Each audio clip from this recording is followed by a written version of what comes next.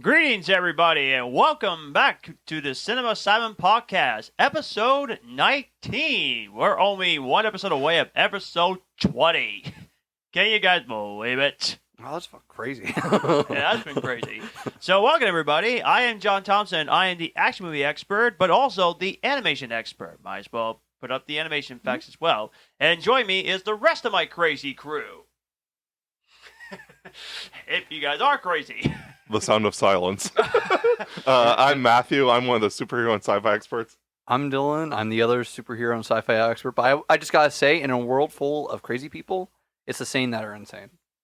So I would It's quite maddening. Yeah. So John, you are the insane one. In fact, I don't mind being the insane one. And good news, Paul will be joining us later on tonight. That was a spoiler. John, I actually had a full plan for when Paul would show up. I was gonna do a fake seance and everything. You ruined my plan. Womp, Damn womp, womp, womp. John, I that was it. That was the last straw. You're off the podcast. Where's that mat when we need it? It would have been an instant down. It would not work because for some reason my neck is kind of hurting. I don't know why. No, I'd still do Mine's it. hurting too. I'd still do it. I'll take you down. I'll put you in a neck brace, but I'll take you down. Oh. Oh, shut up. Shut up. He wants to express pain. John was real wet earlier. Shut up.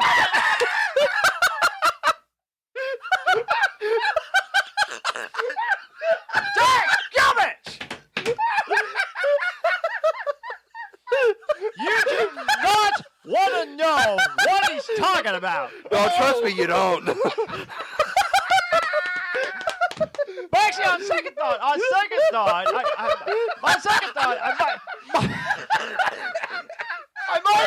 might as well explain what happened. Apparently, Hey, this is not a not safe for work podcast, John. Keep it in your pants. Matthew and I, we got back from watching a movie like hours ago, and it was pouring down rain where we're from in Shelbyville, Indiana. And apparently, I had no idea what we were talking about, and I said I am wet and confused, and I had to express myself, and I had to, and please defend myself. John, that's how and you to live your tell life you every it was day. Is when you're rain. confused. It was rain. Was it though? It was rain. It's Yeah. like Into the Spider-Verse. I just washed my hands. That's why they're wet.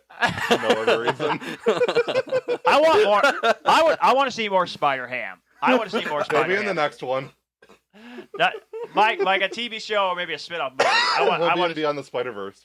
Yeah, that'll be good. But anyway, in all seriousness, yes, he'll be joining us later on tonight, which means that the podcast version of the Four Musketeers is back together. Three Musketeers. Here we go again. And it's four in the podcast. Three there's Musketeers. four. It's you three, and I'm D'Artagnan. Four Musketeers, but they go under the name Three Musketeers, John. Dude, you're confusing myself here.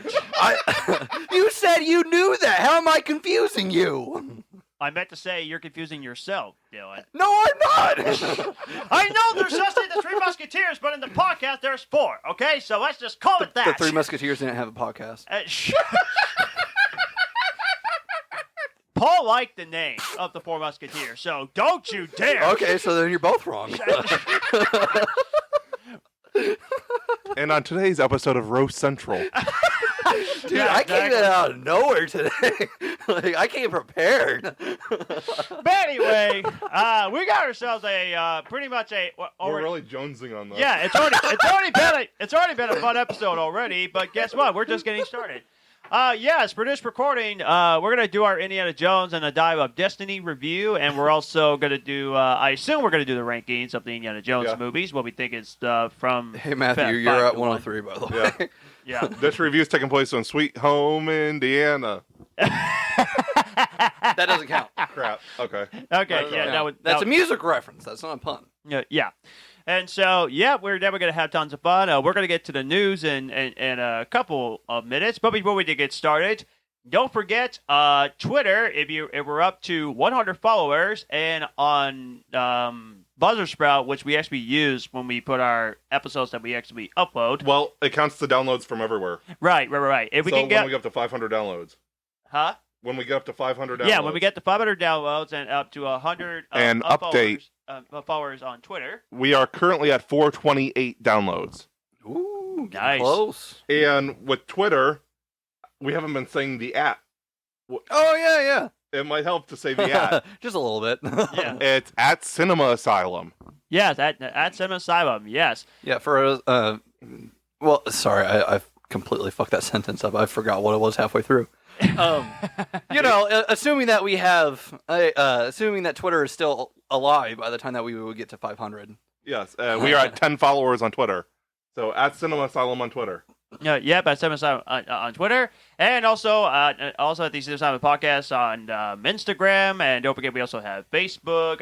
Remember to follow and check out all the other episodes because we have a blast. Oh, and don't forget a Avatar movie giveaway, and we get to 100 followers on Twitter and 500 downloads. So if Twitter dies, we'll set a new number on Instagram for followers. Yeah, I mean, might as well. Which the Instagram followers, we're actually doing pretty good actually. As we're recording this, as of right now, the followers on Instagram for our podcast, as of right now, we're up to 58 followers so far. Oh, Nice. So hopefully we'll keep the That's getting a lot more action than the Twitter. numbers going up. Well, I mean, there's reasons.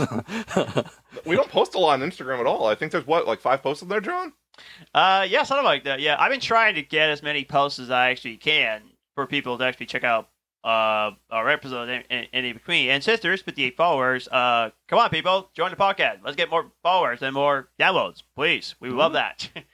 All right, so now let's the fun begin. We're starting with Actually, there's one more thing. okay. Dylan, do you want to mention that thing you've been working on since it's actually official now? You have to describe to me. I have a lot of plans in motion. I don't do sign language. Yeah, I know. Matthew. That's what he's doing. I'm making actual symbols. He's doing finger motions at this point. What are you? What? Dude, I have no idea what you're saying. I've never been good at this. Okay. You literally have to spell things out for me and not with your fingers. Well, my girlfriend. What are you saying? Well, my girlfriend has Down syndrome. It's spelled out in the group chat. Oh yeah. Yeah, I put a space in between letters, so it's spelled out for you. Okay. Thank you. I appreciate it. We are actually uploading all of our data onto IMDb now. So the podcast officially has its entry on IMDb currently. Yes. We are working on getting all the episodes listed up there right now. I think we officially have the first 2 up. I had to review. I have a list of because we have to do the casting credits. Yeah. And I have a list of the casting credits for each individual episode. I just left it at work. Yeah. So that's the reason why no other episodes other than the first 2 are up right now. And you've had to listen to every single episode, too, to get all the movies listed. Yes, Yeah. absolutely. Yeah. Yes. I haven't done the movies just yet. That's something that can come afterwards. Right. It'll Like be that- humorous, though, to listen to all that again. It will be. It will be. I'm just not excited to re-listen to 18 episodes. Where like it's like what the second one was the shortest one, where it was like an hour and 45 minutes. That's and then on every you. single other, I know. Listen, the early days it was on me, and I will take credit for that. But we all came to accept that it was going to be longer than 2 hours. Yeah. We Or, came to or accept at least that. 2 hours. Yeah. I'm trying to still get it down to 145. It would be nice. It would be nice. But we just love movies so much because we're movie crazy people. It's That's true. what we are. It's true. But yeah, IMDb, we pretty much are setting up the page for that as well. So yeah, like I said, the more people, then the more downloads, and also the more listeners, more we can get some guests and special events and pretty much all that fun stuff. That's also a place that you can rate us on. Yes, absolutely. Yes, you can. You actually rate us. Yes, which one of the episodes we talked about is at least on iTunes. We have at least a 5-star review on the iTunes for the Let's Seven Seven go. podcast. Which I was thinking, I know that when you told me that, I was just thinking that's great because people are actually really enjoying our podcast, and even our own buddy Gavin loves the podcast as he well. does. So there you go. Yeah, he was going crazy before he showed up on the Oh podcast. yeah, yes. I've had a couple he positive gave me comments a from bunch people of at like work. live updates Oh, nice, leading up cool. to it. Cool. Yeah, there's been people at work that have commented. Like I said, It's awesome. Yeah. Like I said, we have fun. We have so much fun actually doing that. I didn't even think that we could even do this podcast, honestly. I didn't know I was even going to run to Matthew years ago when we just saw each other at Goodwill. And there we go. We're doing the podcast, and I love it. Yeah. It's fun. It's fun. All right. I assume we're starting with news, a little bit news first before we do our trivia? Yeah, we got 2 pieces of news. Matthew, if you want to go first. Superman and Lois have been cast for Superman Legacy. Yes. David Corenswet is playing Superman. And Rachel Brosnahan, I hope I'm pronouncing that right, I is think you playing are. Lois Lane, also known as the Marvelous Mrs. Maisel. Oh, yeah, I heard about that. Yeah, I never heard of the show. And I believe a couple of those actors were also on House of Cards, the famous Netflix show that was also on there. So they actually have done some huge work before. Personally, I like it. I like that we're getting I actually really like that casting because we get to see what the new Superman is going to be like, and we're going to see James Gunn's magic to You know, the new I'm DCU. excited about his vision. Yeah, I'm me very too. excited I'm about that. very excited because I feel so bad for the Flash. I mean, it's doing horribly. Oh man. Yeah. One more piece of news that I got real quick, because this probably isn't your news. Yeah, no, go for it. Dune 2 trailer dropped. Yes. Yeah. I still haven't checked it out. But yeah. So good. I heard Christopher Walken's in it. Yeah, Yeah. he's the Emperor. Right on, right on. I know like almost nothing about Doom, but right on. I love me some fucking Christopher Walken. If he's in it, it's gonna be a great It's project. basically Palpatine again, evil Emperor. That's what I figured. And actually, guys, thank you for mentioning science fiction because I just watched the teaser trailer for The Creator. It looks so good. Yeah, that looks so good. I'm so excited for The Creator. It's the from the same director of Rogue One, Garrett Edwards. Oh, okay, yeah. Yeah. All right. I watched the trailer. I'm in love with it. It looks amazing. I can't wait to see what it comes to. I can't wait either. That's honestly my favorite type of sci-fi, stuff that has a lot of religious themes in it. There you go. That makes it even better for us. Yes. I also have a couple of things about the news too, but I'm going to let you. No, ahead. go for it, go for it. Okay. Yeah, a couple of things to get into. One is actually video game related. I might as well talk about a little video game related. As we all know, we all love superheroes. And as you probably heard or not know, there's a new Iron Man. There's a new Iron Man game that's coming out from EA, and it actually said it will be used Unreal Engine 5. Honestly, I'm excited, but I'm also nervous because EA is very risky. Because the Star Wars Battlefront game, people either they love their games or they hate it because of the fact that the stories are short and you have to pay for but to buy characters. No. So I don't know. I don't know how I feel about that. If you hear background noise, please excuse us. This is 4th of July weekend, and there was fireworks going off in the Oh background. yeah, that's our 4th of July spectacular on the Simon Simon podcast. Oh yeah, we'll drop on 4th of July. Yeah. Sick. All right. Hey, happy 4th of July. Yeah. That'd be Welcome to Earth. Yeah. but you know what I mean about the loot boxes thing for the Star Wars No, Battlefront game? they got rid of that. Oh, like they did? really early on, yeah. Because they were getting so much backlash about it. First of all, they minimized it because it originally was pay to win. But then they started getting all that feedback and all the backlash, and they're like, okay, we understand why this is an issue. We're gonna Oh. fix it. So they completely dropped that. I'm glad to buy those games now. Yeah, no, Battlefront 2 is amazing. Okay, good. You could get them good. dirt cheap too. Yeah, no, seriously, you can't. I think GameStop has it like $3, $4. Yeah. Wow. Yeah, Battlefront 2, fucking phenomenal. The Okay. campaign for Battlefront 2, I wish it would have been longer.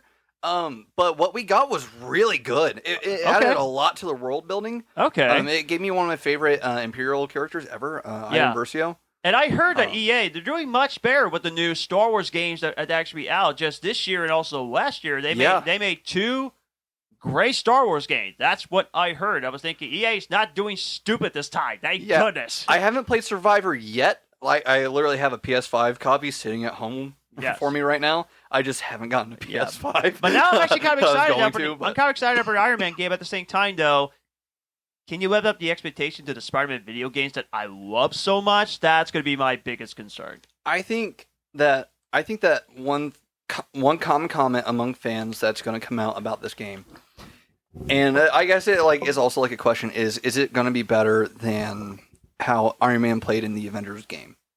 And by that, I mean, like, that was a low bar. Yeah. Personally, I love the game. I still have not played it really. I love it. thought it was a good game, but I didn't even bother wanting to finish the whole storyline. I know it said I was not. What's weird is I finished the storyline, but it said 92% complete. Yeah. And I was like, how's it 92% complete when I could be 100% complete? Okay, so there's the main story, and then there's additional story quests. So Okay. Kate Bishop has her storyline. Hawkeye has his.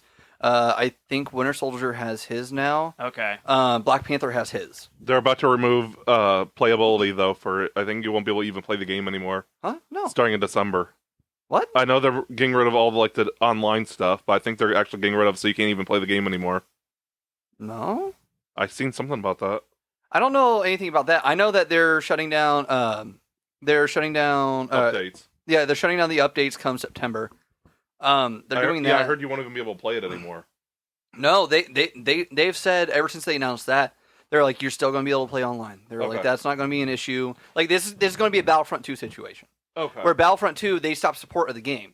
However, even though they stopped support of the game, people can still play online with one another. Okay. I don't I- even care about playing online. I just want to be able to play it when I actually Yeah. get it. I ready to thought- play Yeah, it. no. I mean, I thought it was a good game, but I didn't want to bother to go through the other parts of the story because I was thinking, oh, this game is too long. So I No. decided not to finish it. Do it. Right. Do it. Okay, you can skip the big Kate Bishop thing if you want. I love Kate Bishop, so take that as you will. Right. Do the Hawkeye mission. I still haven't played Black Panther or Winter Soldier, but play the Hawkeye mission. The Hawkeye mission is so fucking cool.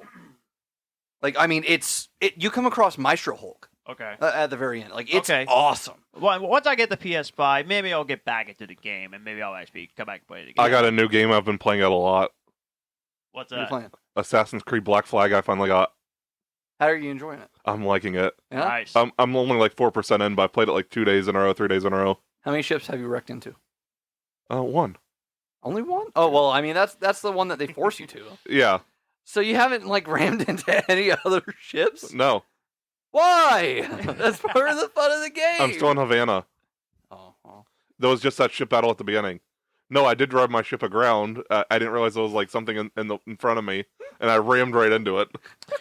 But anyway, but yeah, that's pretty much answering the question. Could this Iron Man game be amazing? We shall see. We'll definitely see. It could be. For It a might lot not of be fans, amazing, but it will be invincible. I- There it is. 104. Oh boy. Wow, the buzz just keeps coming. We're going for 120 by episode 20. So anyway, that's the first thing. And I know it involves superheroes, but since it also is animation, and I'm an animation expert, I might just take care of one more thing. So for those of you that already heard about the Spider-Man Across the Spider-Verse, good news and bad news. Good news, it's doing great at the box office. People are loving the movie, and I still want to see it a second time. I love this movie. I personally think it's one of the... Yeah, I can hear the That's not all it's cracked up to Bottle be. crush. Shut up! 105. I'll have to look at the tally. 105. But anyway, we can pretty much agree. That's been by far one of the arguably the best movies of the year we have seen so far. It's one of the highest box office It of the is. year. Yeah. It's, This year has been horrible for movies in terms of box office. It has been. It Yeah. has been. But yeah, the movie is it's absolutely incredible. I mean, one of the best movies of the year, and I definitely want to see it a second time. I can't wait when it comes out on Blu-ray. It's Spider-Nominal. 106. Gotta get my Power Rangers reference in. Dylan, I think we should add that. That was pretty bad. He did. It's 106. Okay, so anyway, so that's the good news. The bad news is, as you pretty much heard the news, over 100 animators either quit or actually decided to go because they got exhausted of the working conditions of the Spider-Man Across the Spider-Verse because they're putting combinations into two-part, and there has been speculations that the date could be switched, that it could actually move up.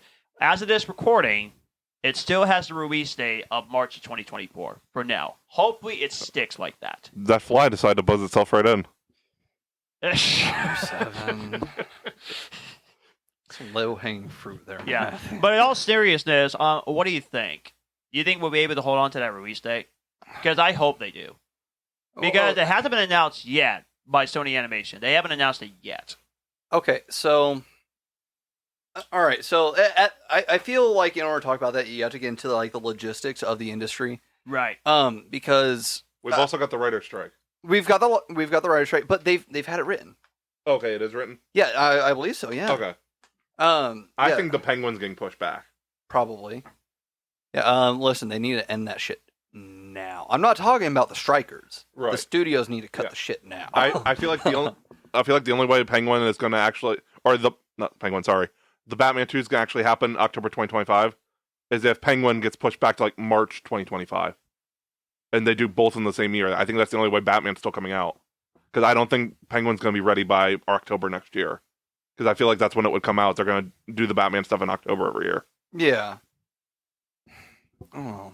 I Although hope I think that Joker's doesn't coming out in October. I think so. Yes? Yeah, October of next year. Yeah, so that mean Penguin wouldn't be in October probably. Although it's movie versus TV, so happen. Yeah. October might just be Batman month every year. I'd be fine with it. Yeah. It's Yeah. enough to drive you batty. God, 108. We're trying No. to get through it, guys. Okay, so But anyway. you have to get into the logistics of it. There is a simple fact about the just overall job industry right now, where there are a lot of people that have degrees, but there aren't enough jobs for those people with degrees. Yeah. So there are also there's a big animation boom too. So there are going to be all these people that haven't had enough chance, like they haven't been able to get hired by a studio, whether it's an indie or like a giant studio, the way that Sony is. Yeah. So I think that there's going to be an abundance to, I don't want to say replace the animators that left, but I mean that kind of is what they would be doing. There's going to be, I think that there's going to be plenty of people to fill in, so that if they end up knocking it back, then that's a big if. They could remain on target. If they do move it back, it won't be by a whole lot. Like I could see it being a few months. I've got a comment on a replacement, but it's not about movies, and I don't want to discuss it on the podcast. So I'll let you know after. Okay. Okay. I'm not. Okay. It's I'm not controversial right now, so Okay. But Dylan, I think Oh, you know- so we're not telling John. no, we're just not bringing it up on the podcast. okay. But yeah, Dylan, I'm with you there. I'm thinking it's still gonna get released next year. If it's not March, I think it should be either probably this is my month estimation. I say it should come out either in June, just like we did this year. I'm thinking Or- it's going to be August. Yeah, I see August being the earliest or if they push August, it back. or maybe September. That also could be a good. I feel like it's going to be August, August. September. It's still going to be summer movie, but it's going to be late. Yeah. So as long as we can still get the movie next year, as long as they don't push it back like 2026, like that would not, would not be good if they actually do that. Now that we got 2 cars, I can go back to going to see movies on Friday nights, so we That's can start going Friday nights again. Except for the 4th. I have a surgery that morning, so I cannot drive. Right on. Okay. I got you. The Looney Tunes special will be going on. Yeah, apparently so. Listen, Yeah. that can enhance your cinema, your cinema experience. I'm It's just not gonna say recommended I that. drive. Yeah. Well, So- yeah, but So anyway, so we're pretty much optimistic for that the Spider-Man movie will still get released by next year. Yeah. So let's cross our fingers that actually will happen. All right, Dylan, what do you got in terms of news you would like to say? I had, I wanted to. No, I. There was just another thing that came to my mind earlier. Okay. I actually just watched the Haunting in Venice trailer. Yes. That's Holy right. shit, that looks great. That is funny. We just watched that too. Yeah, They showed it before Indiana Jones? yeah. I. Oh my god, I fucking love that film series. I love it. I've never been like a huge. So even though critics are not like they're iffy on these movies, you're loving. I don't these know movies. what you're talking about. People love Death of the Nile. People love Murder on the Orient Express. I think the main criticism that came from those two movies was the fact that we already had a film adaptation of them. Haunting in Venice does not have a film adaptation. Right. So I think it'll end up being fine. No, I don't know. Almost I'm to Shelbyville. so excited. Oh, nice. Okay. Like, I mean, it's there's a bunch of great castings in there. And I You know how much I love mystery, so yeah, I need to watch the first two. I know. No, seriously, like I've do only it. seen Death on the As Nile. soon I've as seen you Murder on the Orient Express. Murder on the Orient Express has Daisy Ridley. It has Margot Robbie. Who it is? I don't remember Margot Robbie. Yeah, she's in it. What? Johnny Depp was in it. Yeah. Josh Gad was in it. Oh, don't forget. Speaking of Margot Robbie, don't forget our action movie nominees will be coming very soon. When we do what we love about action movies, you guys get the vote of what we think are the best action movie actors and actors for movies and everything. So stay tuned. That's coming very soon. Margot Robbie's not in any action movies. He's in the superhero movies. Well, it still counts. No, because as we have a action. superhero category. Hey, Dylan told me to put it on there. Oh, you did? Did I though? Yes, you did. Yeah, you told me to put. Well, yeah, because she does a bunch of her own stunts, so I figured that fit. Yeah, that makes sense. Yeah. But anyway, go ahead. Yeah, she does a lot of her own action scenes. So there's a. I just want to bring up Haunting in Venice. I'll definitely give those a watch for sure. Do it. They're great. I guess liked Murders Death on of the Hulu. Nile more than the first one. Okay. I like the location of the first one more because I feel like that's the most like stereotypical like whodunit mystery kind of thing. Right. Is doing it on a train. I thought Margot Probably Robbie. the reason. I don't remember her being in it. Probably the The reason only why. other- Probably the reason why the movies are very mixed because people are saying, "Oh, we already had those movies before," and they're called Knives Out. No. They're saying because there were actual film adaptations of them.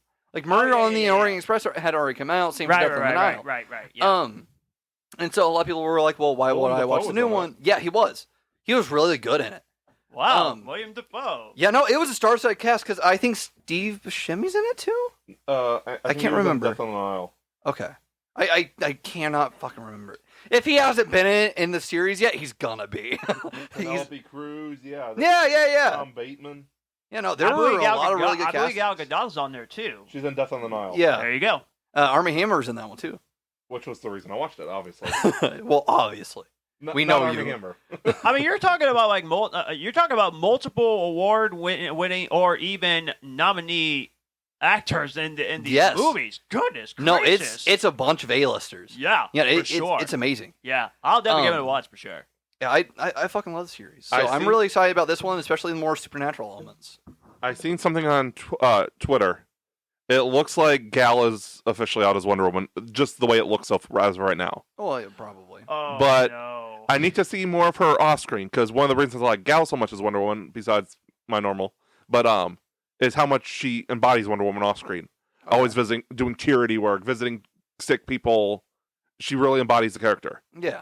Someone fan casted bless Melissa her. Barrera from Scream as Wonder Woman. I could see that. I need to see how she is off screen, but look-wise, I could see her getting the role. Okay. I feel like that would be a suitable I want replacement for Gal. Gadot to stay. I do too, but I feel like that Melissa would be a suitable replacement if she has that off-screen, what's the word I'm looking, personality, I guess. Yeah. They're still planning on doing Comic-Con this year, aren't they? Because I know there are multiple. Comic-Con is happening, but a lot of people are sticking out of it. I know because multiple studios are not even doing it. Disney, Marvel. Well, I DC mean, just Disney's confirmed. Disney's got their own event. They literally just had like their own entire Comic-Con this past year. So, Well, okay. by the way, there are rumors that there's a fucking D23 happening this year. There's not a D23 happening this year. Do not expect a D23 to happen this year. I feel That's like what we're getting is a investor call. That's it. That's I what think I we're heard. getting a. I think they're going to bring back the DC fandom thing this year. That makes sense. It'd be cool. Because I'm so curious who's going to play as Batman in the new DCU. I'm praying to God, do not let it be George Clooney, please. James Gunn confirmed it is not. They are still casting. Thank God. Jensen Ackles. Thank God. Okay. Jensen Ackles. Okay. That's who I've got my heart set on. Anything but George Clooney. Yeah. Phew. Thank you. Listen, boy. having George Clooney would have been really funny.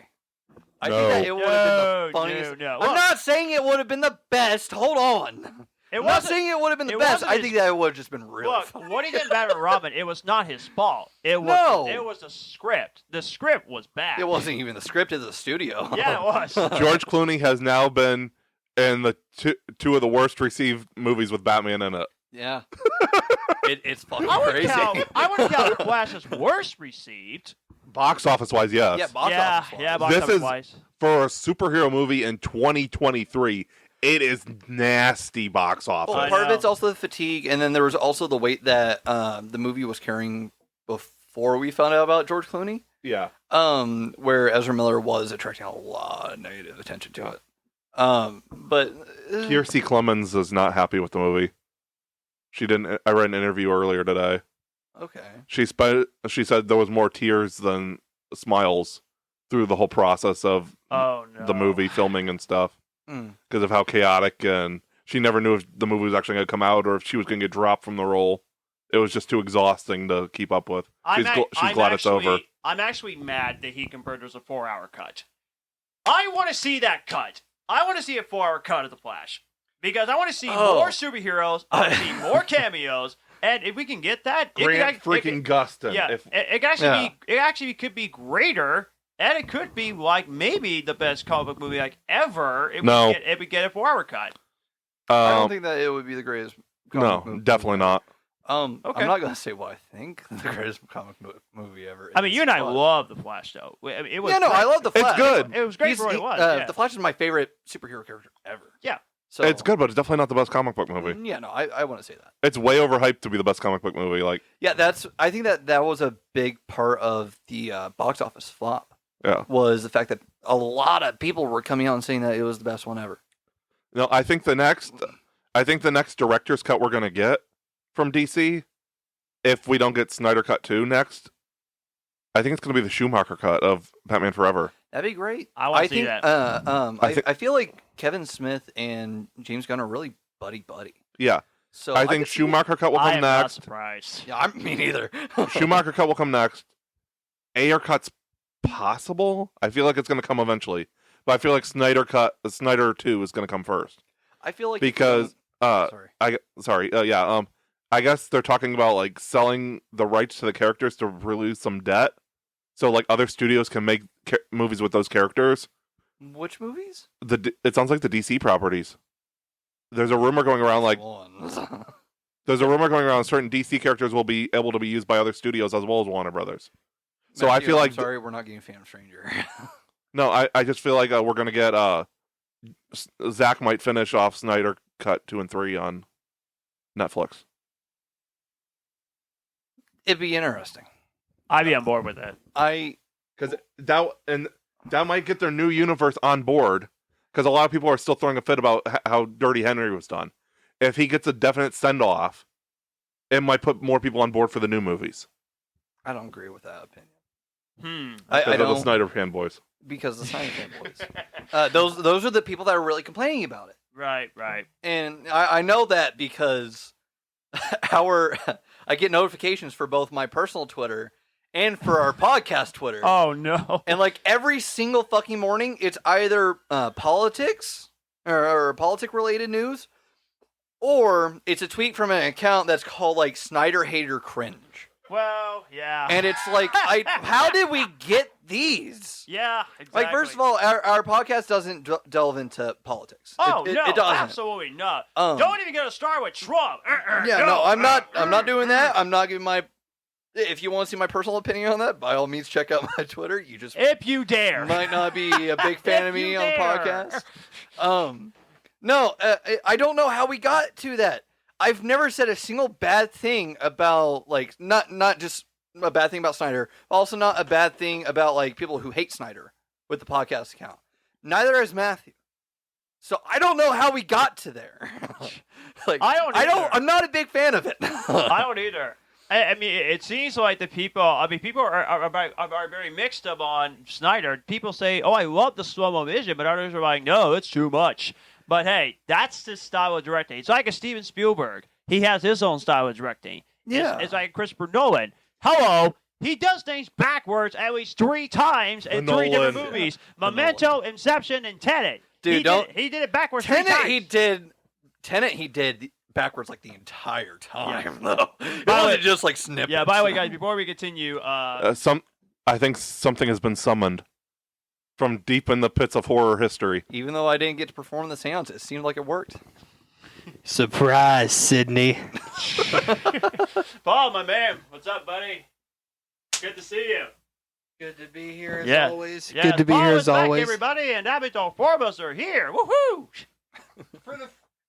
For the first time in how long? Wild. I feel like centuries. I think it was the John Wick episode that we were all for here. Yeah, it was. Ironically, John Wick 4, and it was all 4 of us. Yeah, that's That could go in the bank. that's funny. Yeah, It will. yeah, but yeah. Hey, let's Paul, get- you're up to 47 now. I'm going for 120 by episode 20 next week. Yeah, Matthew's at 108. Yeah. But in all seriousness, Come at me, bro. But in all seriousness, yeah. But That's just a little sick, Matthew. Why would you want me to do that? No. Dude, there were so many times that you said that you were coming, and I was like, I was like gripping my phone as hard as I could to not type it. But in all seriousness, though, let's give It our could be worse. John was moist and confused. yeah. He was moist and confused. Paul was coming. I feel like there are some connections to Yeah, be made here. I know. Paul, I'm sorry to say, I think you're one of the 50.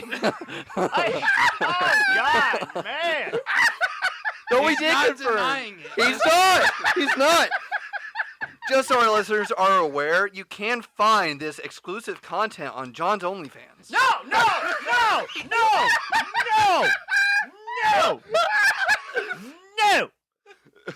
No. John.exe has exploded. No, I'm a Christian and a follower. I do not have that. Don't listen to what Dyllan said. He's lying. I'm not, though. Oh, yeah, you are. I mean, I feel like we're close enough friends for me to know this at that point. Take that comment as you will. Oh. So Dylan's one of the 52. Oh, Maybe. How do you think I know about the OnlyFans? But anyway, John turned. Yeah, I know. Oh God. No, so yeah, no. Back to the Snyder. At this point. In all seriousness, Paul, welcome back. It's great to see you, buddy. Yeah. Fist bump and everything. That was the most awkward exchange I've ever seen. Oh, I know. I've seen Conan try to give that a handshake to was so PewDiePie. bad. There we go. Hey, I love you. I love you, brother. I love you too. But before I get back to the One Piece news, yeah, no, I'm not super excited about the idea of we getting more Snyder Justice League movies, because I don't like. Yeah, no, it could be a proper send off for the sane fans. Yes. For like the me. sane fans, yes. I feel like I'm sane. Well, Yeah, well, I mean, you're not doing the Debatable. shit that a bunch of the Well, Snyder hate. hey, you and I Snyder are on the dick same riders are board, doing. Matt. You Like, and I agree. We want more Snyder superhero films. We want more of and that. like it'd be great. It's just I don't want to pander to that audience. yeah, And I'm that's just what gonna it'd be. keep my comment to myself. I'm I'm going to keep defending that Ben Affleck was an awesome Batman. Yes. I'm going to keep defending that. Because Yeah, no, I don't I'm know right why, there. I don't know why some people are saying, "Oh, Ben Affleck was a terrible Batman." No, he was not. And I'm not buying the fact that people saying that, according to my brother Bruce, which he's not going to listen to this John's podcast. going on a rant. He Call says it on. he said for some reason some Twitter says that Ben Affleck was the worst Batman and George Clooney was not number one. And I'm thinking, are you kidding me? George Clooney was worse than Ben Affleck. John is grabbing the mic. This is the call out. Well, I'm just saying, I get on a rant easily. I tell you, I get on a rant pretty Yeah, easily. cool your jets there. Am I the only level-headed one on this podcast? No, not I really. didn't not realize opening it was that can. opposite day. We're not opening that can of worms. Don't. Just to let you know though, you'll see me get back way excited when we do the Mission Impossible review because I'm so pumped for Dead Reckoning Part 1. You're gonna fangirl as hard as me and Paul at the concert. Well, I probably will because I did finish with one of the Mission Impossible movies, which we'll talk about that a little bit later when we talk about the movies we watched. But anyway, okay, so I lost track. What was So the I had mentioned Haunting of Venice. yes, Yeah, the the second one part. piece of news that I have is actually Ghostbusters 4 related. I had to think there Yeah. are currently 4 movies, but this It's the one. fourth movie. Ghostbusters, Yeah, in Ghostbusters canon. 2016 does not count. Hey, listen, don't dog on it. I'm not. Listen, I will know. defend that movie. I to know a you will. I know. It's not a bad movie. It's at the bottom of the ranking, but like if you get past a bunch of the common complaints about, and I still haven't said the news. If you get past a bunch of the common complaints about that movie, which ultimately boils down to misogyny, if you get past it, it's still a good movie. It has its flaws. it's still a good movie, and I think that what they did with it worked. Right. It's just, I don't know. I feel like Paul Feig's style wasn't a good enough fit for the Ghostbusters universe. I guess I'll put it that way. Yeah. Because I think that all the castings were good. I think the writing was pretty solid. Again, there were flaws, but it's not a bad movie. It's just Right. not up there with the other three. Are we ready for some trivia? I still have my news. Oh, I thought that was it. Sorry. No. Yeah, I was going to ask so you. Yeah, filming- Yeah, I was going to ask you. What's the update on Ghostbusters 4? Yeah, so the update for Codename Firehouse. That's a good name. We don't know what the official title is going to be called yet. It's been filming, or it has been filming under the name Firehouse. I say has been, not currently, because apparently they've wrapped up filming. And I in personally addition, want that title, Ghostbusters Firehouse. it'd be cool. I like It's that not going to end up being that, Probably but it'd be cool. Yeah.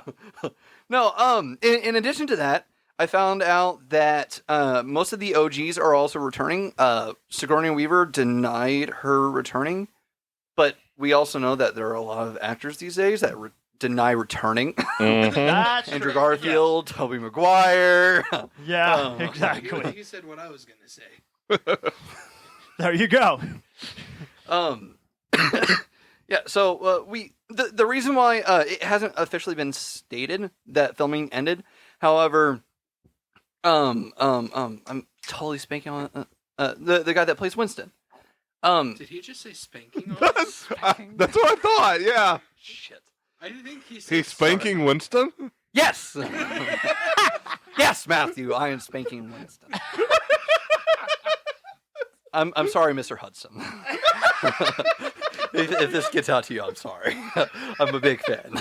If I ever meet you, I'm getting your autograph for Crow, not Ghostbusters. I'll be one of those people. Oh, I'm sure. He's apparently a really big fan. No. So we've apparently Winston is going to be a huge part of this next movie, and since he's going to be so integral, the fact that he said that he's done filming, I assume that if they have any more filming to go, it's going to be like another week or two, and then I'll be done. Apparently, he's a fan in the fanny. 109. Just the defeat. He's not pleased that he's putting down more bad puns. No, that was just a personal attack, like you with the roast. There's I got roasted, guys, before this recording started, so yeah, I was already screwed. That's not uncommon. Yeah, I know it's not. No. It's a roast world. And something's going to after get all. involved with a You're number. one to talk, man. And something's going to get involved with a number 50 by next week's episode. You'll see why. I look like freaking Rudolph. You do. but that's the news. I did have the one thing that I wanted to talk about before we did trivia. Oh yeah. Okay, so I wanted to bring this up on the podcast, not off the podcast, because we have mentioned it the past couple episodes. It's the beef that I have with John about Christmas Story versus Die Hard. Okay, before you say anything, I did not see this coming. Okay, before you say anything, the reason why I bring this up is because I was talking to Angel over the weekend, and when we were talking, we ended up talking about the subject, and it made me reassess how we've been arguing about it. Oh boy. Yeah, so this could end up being a good thing, depending on your reaction to this. Okay. Okay. This is unexpected. John, it's not even my birthday yet. Okay, so John, I have this question for you. Okay, ask away. When I say what is the better Christmas movie between Die Hard and Christmas Story, are you interpreting it as me saying what's the better movie? Is that how you're interpreting it? Honestly, yes. Okay, because when I brought it up to Angel, she said the same thing that you did. But after talking to her about it, I was like, okay, I don't mean what's the better movie. I mean movie in a category. So, example, if I were to say what's the better action movie, Die Hard or Christmas Story, it's Die Hard. Correct. Like I'm not giving the same opinion because there's additional context to it, not just what's the better movie. Right. So when I say what's the better Christmas movie, Christmas Story or Die Hard, I mean specifically based on Christmas content. Yeah. That's what I mean. Yes. So when I say that question, when I ask you that question, I'll ask you again now, having explained, I don't mean what's the better movie in general. Yeah. What is the better Christmas movie? What's the better Christmas movie? Christmas Story or Die Hard? Okay, I would still stick with Die Hard. Because You still got beef. well, I find it so interesting that Angel as we asked that question. You which don't want that no was- beef? By the way, she doesn't agree with you about the Christmas category. She You don't agrees want no about the beef? movie overall. Yeah. Okay. Well. So let me clarify that right now. Well. Okay. That's good. But honestly, okay. Which that leads me to. I actually went back to episode 15 when we get into that whole opinions thing about the whole Opinions? It said no, that was just a introducing lie, opinions. just That so was you that was know. the episode title. Like, your opinion was a Which, by the lie. way, people, episode 15, Rage introducing opinions, overrated, underrated movies. Go as this episode. It's awesome. Apparently, I go on a 17-minute Okay. on John. When I said Christmas Story was overrated, you said that you thought I said bad characters. I never said. Yes, you did. No. I'm defending myself. I never said bad. defending I myself. never said bad characters.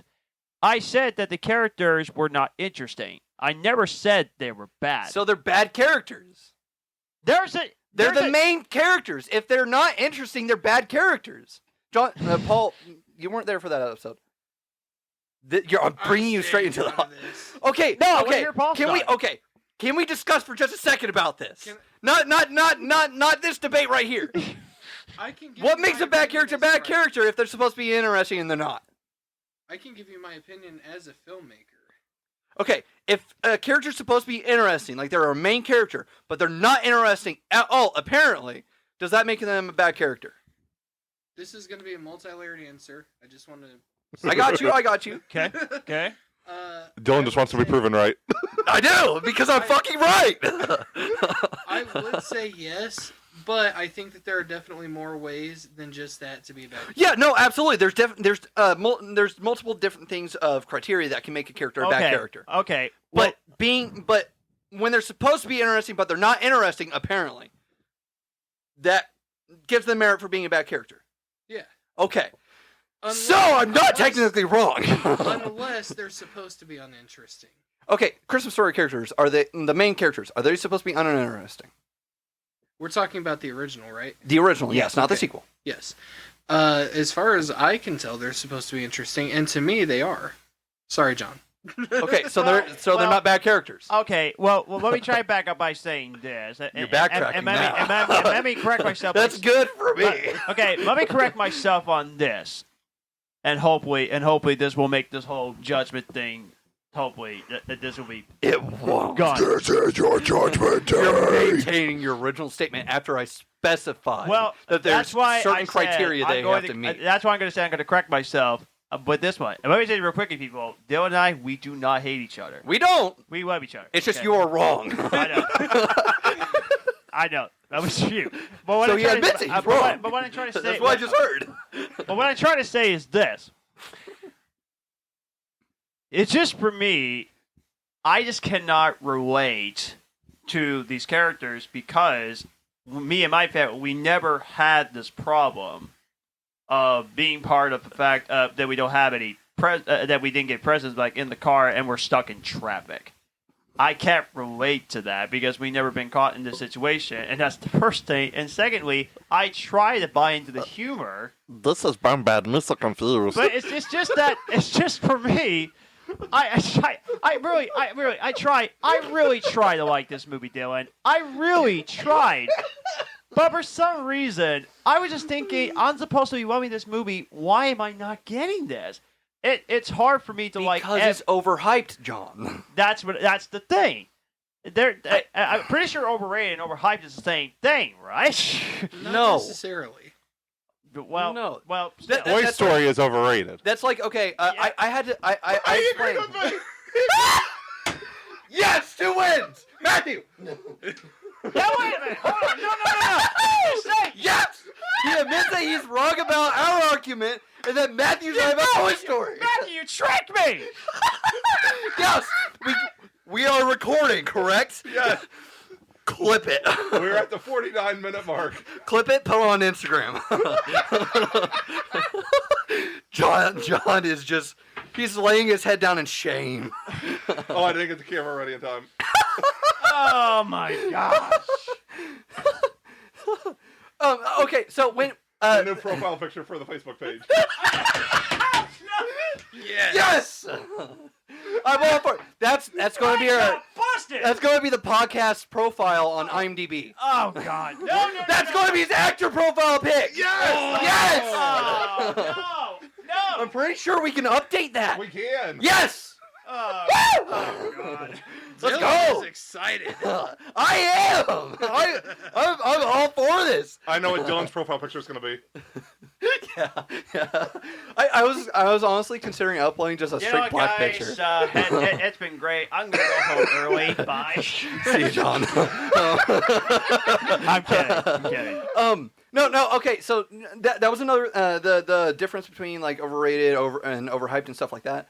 That was another thing that Angel and I talked about because Angel.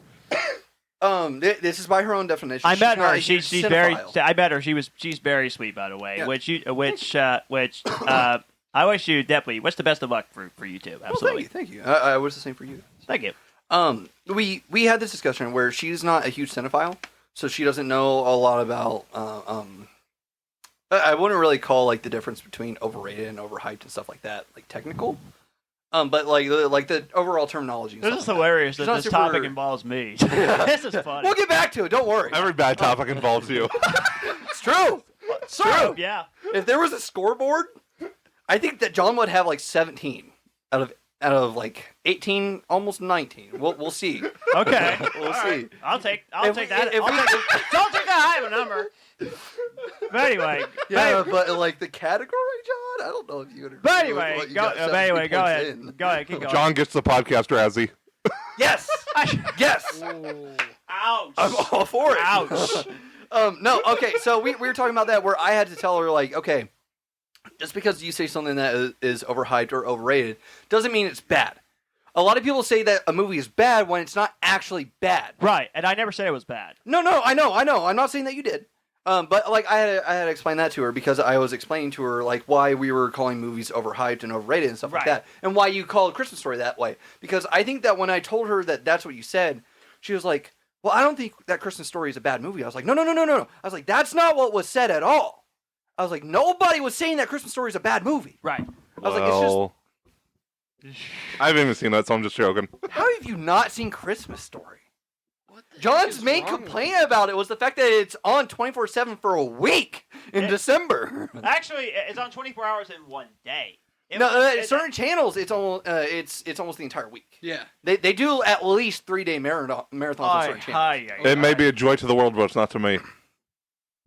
That's a stretch. I'm trying. That's a That stretch. wasn't. Yeah. No. I tried. Yeah, you don't get failed. what, like 110 on that one? No. Yeah, so John, you're just fucking wrong. Well, okay, I'm like I gonna said, tap okay. it by next week. Like I said, what's a better action movie, Die Hard or Christmas Story? No, hold on. Let me go back on that. Okay. I'll use a completely different set of films. Oh God. Okay. What's a better action movie? I forget what because I brought this up to Angel too. Okay. Back to the Future or John Wick. What's a better action movie? Oh no. Oh no. What's a better action movie? John Wick or Back to the Future? Easy, John Wick. No, you're putting me on the spot. What? Matthew's right. What did he say? It's easy. It's John Wick. Because it's the category. It's a category question. It's not a general question. You know what? Back to the Future has action in it, but it's still Okay. technically a sci-fi movie. Exactly.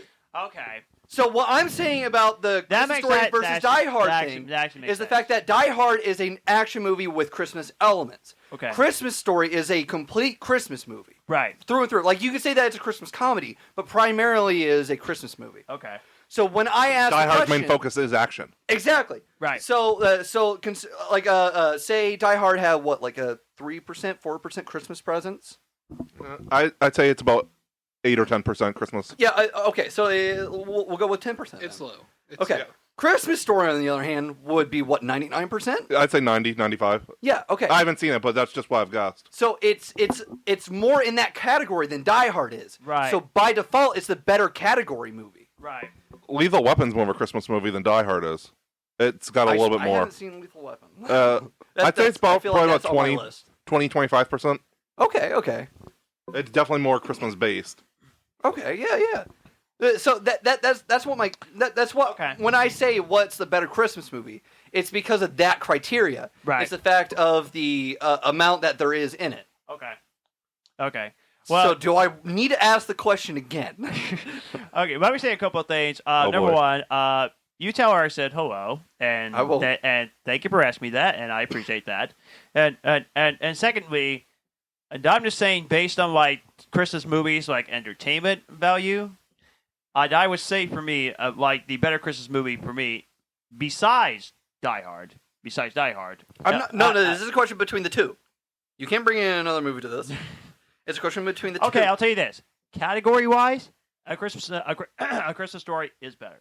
Is the better Christmas movie. Yeah. Thank you. Yeah, absolutely. That's what this entire argument's been about. Yeah, absolutely. But in terms of a Christmas movie that I would watch more Okay. than once, I go with Die Hard. So Yeah, no, that's fine. yeah, No, That's personal I'm not preference, gonna. Yeah. No, I'm not gonna argue with that at all. yeah, No, my issue was that you were saying that it was a better Christmas movie. right. But when you look at the content in it, it's less of a Christmas movie, and therefore it can't Right. be a better Christmas movie. But I will stand by what I say that it's not my favorite Christmas movie. No, that's totally fine. Yeah. No, I don't have an issue with you liking Die Hard. Yeah, I know. Trust me. I think that Die Hard's a better movie. Like, I am of that opinion. It is. Yeah. In my opinion, it's a better movie. Absolutely. But in the Christmas category, Christmas Story is better. Technically, it is. I find that so interesting that we even got to discussion. That was Yeah, actually, I wanted that to bring was it up actually hilarious. because, like, I And you feel know like the this best- would have been good character progression for the And podcast. you know what the best part is? Paul got the part that wasn't the whole thing. You finally got to be part of the argument, and it was at the end of it. All right. You Let's helped get- resolve it. Let's get a trivia question like real quickly, and then we'll get to the movies we watched this thing like very quickly. John, I wanna 'cause shake we your got- hand. We got. I win. Yeah. Yeah, let's get to the trivia as we're 57 minutes in. Yeah, please. I'm so sorry. What were the first 3 super popular adventure films? The first stream most popular adventure. And yes, this question is because Indiana Jones is an adventure film. Yeah. Oh, so 3 Avengers movie before The first 3 super popular ones. before Indiana Jones. I'm not telling you when it was, but the first 3 super popular Yeah, ones. because it's not going to be Indiana Ooh, Jones. okay. Oh. Oh man. Goonies is immediately off the list. 2 are super obvious. Well, Don't look at me. I'm going to stump all 3 of you this time instead of just the 2 of you. I think And I'm going to enjoy it. Because, like, I'm not super well versed in the adventure category. I'm not That's sure. quite an adventure. I'm not sure Jurassic Park counts out as an adventure movie. Well, that came out after Indiana Jones. That was So- like 10 years later, 12 years later. Yeah, the first Jurassic Park was 1993. And I think Indiana Jones was 82. 81, I thought. So, yeah, 12 years later. Yeah. Yeah, so that immediately discounted. you know what? Yeah. And we're not saying Jurassic Park is a discount movie, by that way. Okay. You know what? I don't even. So, know. okay, so are we saying, like, these were the first ones to come out, like, in a full category of adventure, or they had adventure elements? No, they would be considered adventure films. Okay, so, man. Do I just want to take the leap? Because I know I'm wrong. When will you know you're Spider-Man? You won't. It's just a leap of faith. I can't remember when Goonies I'm came not out. even gonna try to guess because I don't even know. That's because that's by far the hardest When one. when the hell did Goonies come out? It was in the 80s. I just can't peg which year. Especially in comparison to Last Crusade. Last Crusade came out in '89. Yeah, so, okay, Goonies came out before then. So, I'm going to be wrong, but I'm going to go Raiders, Temple of Doom, and Goonies. I'm going to be wrong, but Oh, I feel like I got at least one. Yeah, one in Goonies there. is an adventure movie. You know what? That's actually a good point. But Anybody then else again, trying to guess? but then again, though, Goonies came out 3 years after Raiders of the Lost Ark. I think. Yeah, I think it came out in '84. But I'll So go, it could be I'll go something with you between there. I'll go with the Goonies and Goonies Temple. because it is an adventure movie. So Goonies. That's my guess. There's 3 of them. The same That- 3? That's the only. I'm not even gonna try. I just genuinely have no idea. All of you are wrong. What are they? We're going way back in time. That's what I figured. I just couldn't think of anything. Captain Blood is the one I didn't think you guys were gonna get. Okay. Okay. Adventures of Robin Hood Oh, and The yeah. Mark of Zorro. Oh yeah. I Screw definitely heard you. that. I knew. Okay. I definitely knew about those. I don't. Matthew wins again. Man, I really don't think of Zora as an adventure movie. Well, According to Wikipedia, swashbuckling and adventure, or like pirate movies, swashbuckling, all sword fighting, all go together as adventure films. Yeah, I can see that. Huh. all right, and now let's get to real quickly the movies we get to watch this week before we get to the. I don't need Now to. we're in. Yeah. Hey, before I get to the big review, because once again, Matthew got us on that one. We didn't do our episode last week because we had a type of weather we had. So yeah, about stumping you guys again. I got a Spider-Man quote that's going to be slightly changed. Matthew is ready. Yeah, that was bad. One day you're gonna ask us that question, we're immediately gonna answer it. But anyway, It's crazy how Gavin got every single fucking movie. I I know. know. It's the one crazy. episode he was on. I know. But yeah, we didn't have one last week is because we had a little bit of weather concerns, but thankfully we're okay, and so we're Speak for yourself, I'm from- lots of people that Yeah. that actually were that was actually during that weather. So at least we're all here, and all we can say is I'm very thankful that we're all still together and that we're safe. So I'm happy about that. Who So, wants to drop their movies first? Okay. I can. Combinations of this week and last week, I've seen 7 movies, including the new one that we'll actually get into. I was in the mood to watch a Disney movie that I never seen before, and that is Strange World. I know that film did not do well, but I enjoyed it. I thought it was very fun. Loved the film. I actually got to watch 2 TV shows. I was in a Spider-Man mood because of the success Spider-Man movie. And I decided to watch Spider-Man 1981, the TV series that was on Disney Plus. And oh boy, it's cheesy. It is very cheesy. And So I take it the other TV show is better? I'm pretty sure it will be by the time I get done with Spider-Man and Amazing Oh, Friends, so- and then I'll get to the 90s I was version. gonna say. No, I mean the one we watched earlier. Oh yeah, I'm gonna get at that. Yeah, and just to tell you real quickly, there's one character in that Spider-Man 81 TV show that I hate, and that is Mortimer Jameson. He is annoying as a prick. Like he's like, but I want to be part of the picture, Uncle John. I'm thinking, oh God, shut up. So that one is a mediocre show, but even though it was kind of interesting. Black Lightning was way better. I watched episode 1 of Black Lightning just tonight. It's great. I love the first episode. It's really great. And now we get to the other movies I actually got a chance to watch. Also, I can actually make the argument that the movies that I watch, I consider the best movies that I got to watch. First 2 I got to watch first. Got the Christopher Nolan movie marathon. Watched Bowling. Very interesting movie. It's very cool that he got this movie created. So kudos to him. I got to drop this real quick. I've mentioned it before, but for anyone who doesn't think they could get into filmmaking, this is Christopher Nolan, one of the biggest directors in the world. Yeah. He made that movie for $6,000. Yeah. And the movie that I watched actually was really good. It actually was a really good movie, especially for the fact it was only $6,000. So good for him on that one. Memento is a very interesting movie, and I did love the movie, and I actually thought That confused me. I need to rewatch it.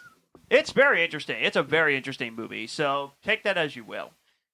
But the 3 best movies that I got to watch, I'm going to start by the movies I got to watch in order. I got to watch DreamWorks anime film The Bad Guys. It's a great, awesome anime movie. Beautiful animation, comedy's really funny. Watch The Bad Guys from DreamWorks. It's great. No, I'm good. Come on, Matthew. You got to give at least the movie a chance here. Never. And Dyllan, have you ever seen The Bad Guys? No, I've heard good things about it. I really want to check It's it on out. I just Netflix. haven't It's on gotten to Netflix. Go check it out. It's really it. great. I'm surprised that it's not on Peacock. Well, I heard it was That's on Netflix. Universal. Yeah, but a lot of the DreamWorks stuff has translated over to Peacock. Okay, it has. Yeah, that's Yeah. true. Like Shrek's on there. Puss in Boots was on there. Yeah. Actually, Puss in Boots. It was Universal. Well, Puss in Boots, shortly after the release, landed on Peacock. Well, that's Universal and DreamWorks. Yeah, so That's why. I'm surprised Next that 2 I it's got on to there. watch. Got to finish my Mission Impossible movie rewatch. So now, one more to go. Dead Reckoning Part 1. Yes! Cannot wait. Fallout is spectacular. Yeah. I absolutely love it. I think Isai Morales' character is going to be Tom Cruise's Reckoning. There you go. There you go. 110. But You reckon? for me, by a clear mile, the best movie that I got to watch this week, and I just got done watching it tonight with my buddy Matthew. Training Day is phenomenal. It is a phenomenal movie. It has Ethan Hawke, Denzel Washington, directed by the same man that did the Magnificent Seven remake, and Fuqua.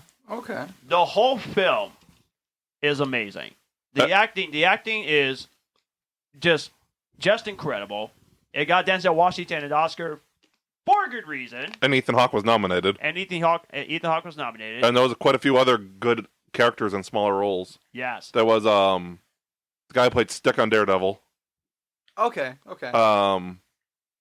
There was Dr. Dre, Snoop Dogg, Cliff Curtis. He was in Live Free or Die Hard. He was in a crap ton of stuff. Risen. He actually played Jesus on Risen. He played a gangbanger in. I don't know what else he was in, but we looked it up. Those were crap ton. Noel. I'm not even going to try to pronounce his last name again. He played Hector on Fast and Furious. Oh, okay. Okay. You'll never guess what kind of role he played. A gangbanger. He plays a lot of those roles if you look up his IMDb. Yeah, I Like, believe it. yeah, he does a lot of those.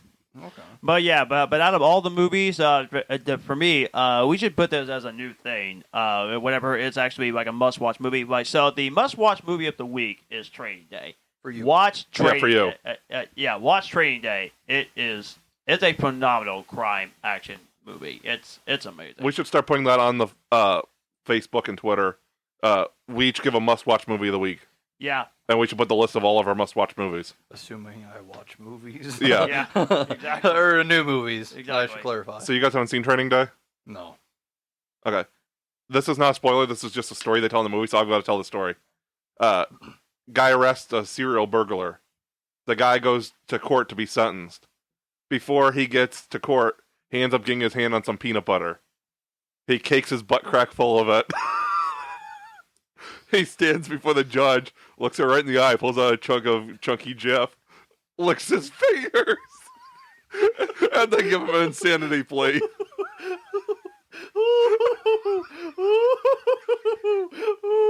And this was my expression. My eyes was going like this. I was going, way. You actually got up and walked away for a second. You're like, what? Okay. Yeah, exactly. It was crazy. It was crazy.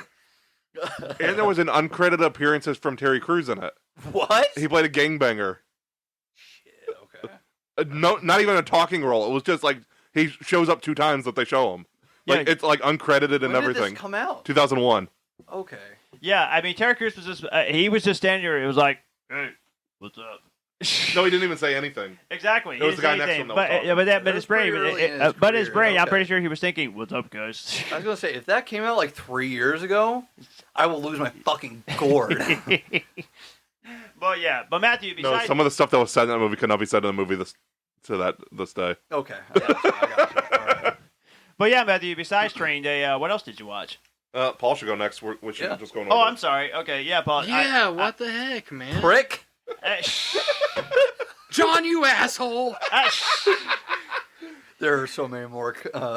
There are so many. been a while, more instances Paul, I could forgive say me. that I don't think I should say them on the podcast. I'll stick with fuck. reference. Yeah, for those who don't get that, it's a Guardians of the Galaxy Volume 3 reference. There you go.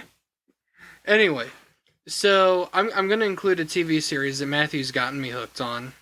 I know that it's traditionally just movies, but screw the rules. I mean, he had like 3 credits on his for Yeah. TV show, so fine. So Matthew's gotten me hooked on a TV show called Holliston. And it is actually really good. I didn't know what to make of it at first, but probably about halfway through episode 1, it was like, okay, I can see why this is good. It's hilarious. Then episode 2, it's just like, if you're not hooked by the end of episode 1, you're hooked by episode 2. It's really good. So funny. It's really funny. I only really got to watch one new movie this week. I'm not going to bore you guys with movies I've already said before. Gotcha. But there is a movie, it's an independent horror romance film actually, called Desperate Souls. And it's actually a movie for which I am one of the assistant producers. Oh, okay. Right on. And I didn't get to see it early in the creation process, but I was okay with that because I knew it was going to be worth the wait. And oh my gosh, was I ever right. It is a really fantastic movie. The two lead characters, played by Joe Rosing and Angel Bradford, they are amazing characters, and Joe and Angel have fantastic chemistry on screen. I mean, it's a shame this isn't a Hollywood movie because it would be huge. Yeah. It would be really big if it was Hollywood. But I'm so proud of it. I'm proud of what the actors did. I'm proud of what the crew did. They just knocked it out of the park. It's an amazing movie. It is for rent on Amazon Prime Video for like $2.99. I recommend buying it, which is like $9.99, I think. Mm. But yeah, that is what I've been able to see this week. Very cool. Nice. I've got like 8 movies. This is the first one is a movie I've been wanting to watch forever, like 10 years. And I finally found it on a streaming service. I found it on, I think it was Tubi, free with ads. The movie Drive with Ryan Gosling. Yeah. Oh yeah. It's like a crime noir thriller type thing. And it was very good. Next thing was a documentary called Christ Core, which is about an atheist guy in a hardcore band that's a filmmaker. At first he thought Christian metal was like a joke, and he decides to go on tour with some Christian hardcore bands to like see what it's actually about. Yeah. And to see if it changed his mind at all. But it was a well done documentary. It was respectful and everything of the genre. But it was really good. I'm not much of a documentary person. The next one was on Paul's recommendation, The Ultimate Playlist of Noise. Yes. Which is on Hulu. Kid's has a stroke? No. Seizure. Sorry. And he has to have surgery, and what he finds out that after the surgery he's going to lose his hearing. But he's like an audiophile who's like obsessed with noise. So he goes on a cross-country road trip to like record his like top 50 favorite noises and record them. Okay. Interesting. It might be the first, or if not, it's one of the first. One of the very first zombie movies, White Zombie, came out in 1932. Yeah. The next one you watched it last time. I didn't care for it. The Doom That Came to Gotham. Oh yeah. It made me too uncomfortable with the subject matter. Understandable. I gotcha. Evil. That's the new one, right? Yeah. Okay, yeah, I saw that in my Max playlist. Yeah. You wouldn't like it, I can guarantee that. But you should watch it anyway. Okay. Watch it anyway to see what you think, but okay. You'll probably end up turning it off early. If it made me uncomfortable, it's going to make you uncomfortable. Okay. Evil Dead Rise. I still have not seen that. I need to. I gave it a 2.5. Oh. I was not a fan. I loved the 2013 one, but I was not a fan. Oh dear. I will say I also prefer the 2013 version, but Evil Dead Rise, in my opinion, is still a very worthy entry in the franchise. Okay, so I actually have a question about the Evil Dead Rise thing. So is Evil Dead Rise in the 2013? It's its own separate thing. Or okay, I was gonna say because I didn't know. I actually have an answer for that though. Okay, it's not its own separate thing. It's a theory. It's a fan theory at least, and it is kind of addressed in Evil Dead Rise. Okay. So in Army of Darkness, spoiler alert. No spoilers. It's been more than 3 weeks since that movie came out. So it's been a few more than 3 weeks. Oh yeah, like 7. but for those of you like Matthew who have not yet seen it, he's ignoring me. It's okay. Anyway, in Army of Darkness, there are 3 Necronomicons. Yes. So there's the one that is kept by Ash Williams. Yes. There's the one in 2013. and then there's the one in Evil Dead Rise. Okay. So therefore, even though it is its own separate entry into the franchise, it is still connected. And the reason that I believe that to be so is because in one of the audio recordings used in Evil Dead Rise, I know this one. yes, they actually say that there are supposedly they say, 3 copies of the Necronomicon. Yeah. Was I was that the listening. end of the statement? Yeah. that's Okay, pretty much it. okay. The way that you said it, it made it sound like there was something else there. So I was like, well, okay, and Bruce Campbell has a cameo as well. It's a Is it- very small cameo. Is it the one where he says groovy, or is it him reading the actual? No, and it's actually not him reading the chant from the book. Okay, So there is the chant, but his line is whenever he says, I can't remember the exact It's called the line. Book of the Dead.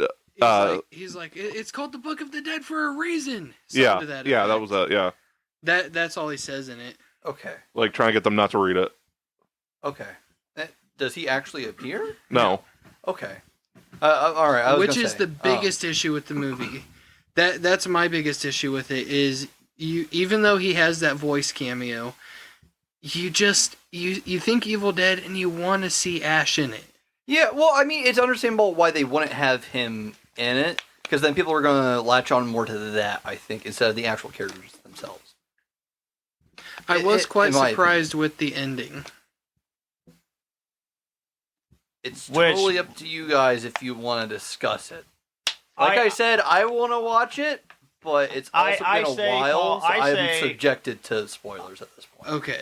It's totally up to you. I'll try to say it as non-spoilery as I can. Okay. So, Ash becomes a Deadite in Evil Dead Part 2. But he doesn't get killed. okay. You know, he continues on as the hero of the franchise. Yes. Okay. In 2013, Mia becomes a Deadite. She does not die. Well, she dies but gets revived, and then she is no longer a Deadite. She survives as the hero of the 2013 Evil Dead movie. The primary Deadite of this movie does not live on. Which is, to me, was interesting that they would choose to go that route. I was okay with it, but I was very surprised. Okay. Well, I mean, the Deadites are known to return through various means. Like Army of Darkness, it should have been the end of them before he got back to Esmar. But then he got back to Esmar, and the Deadites came back to life, and then they were back again for Ash vs. the Evil Dead. So it is an interesting choice. I agree. Pretty much in other words, Matthew and I probably would not enjoy it. You definitely wouldn't enjoy it. No. You would hate it. Yeah, I refuse to watch the 2013 one because I cannot fucking deal with that scene. It's not nearly as bad. I've heard that. I do not give a shit. Okay. No, That I scene should agree. not have been in the fucking movie. Even Sam Raimi said that he shouldn't have done that in the first movie. I prefer older horror movies. Like old. Yeah, no, I'm right there with you. White Zombie I gave 4 stars. It came out in 1932. Yeah. The last new one I seen, besides the one we're going to discuss in a minute, Carnival of Souls, came out in 1962. I haven't seen that one. Girl gets drawn to a carnival after she gets in a car wreck. Everybody thinks she dies. She doesn't. And she ends up seeing ghosts. I gave that 4.5 stars. Okay. It was good. 2 movies. I don't know which one I want to give as my movie of the week recommendation.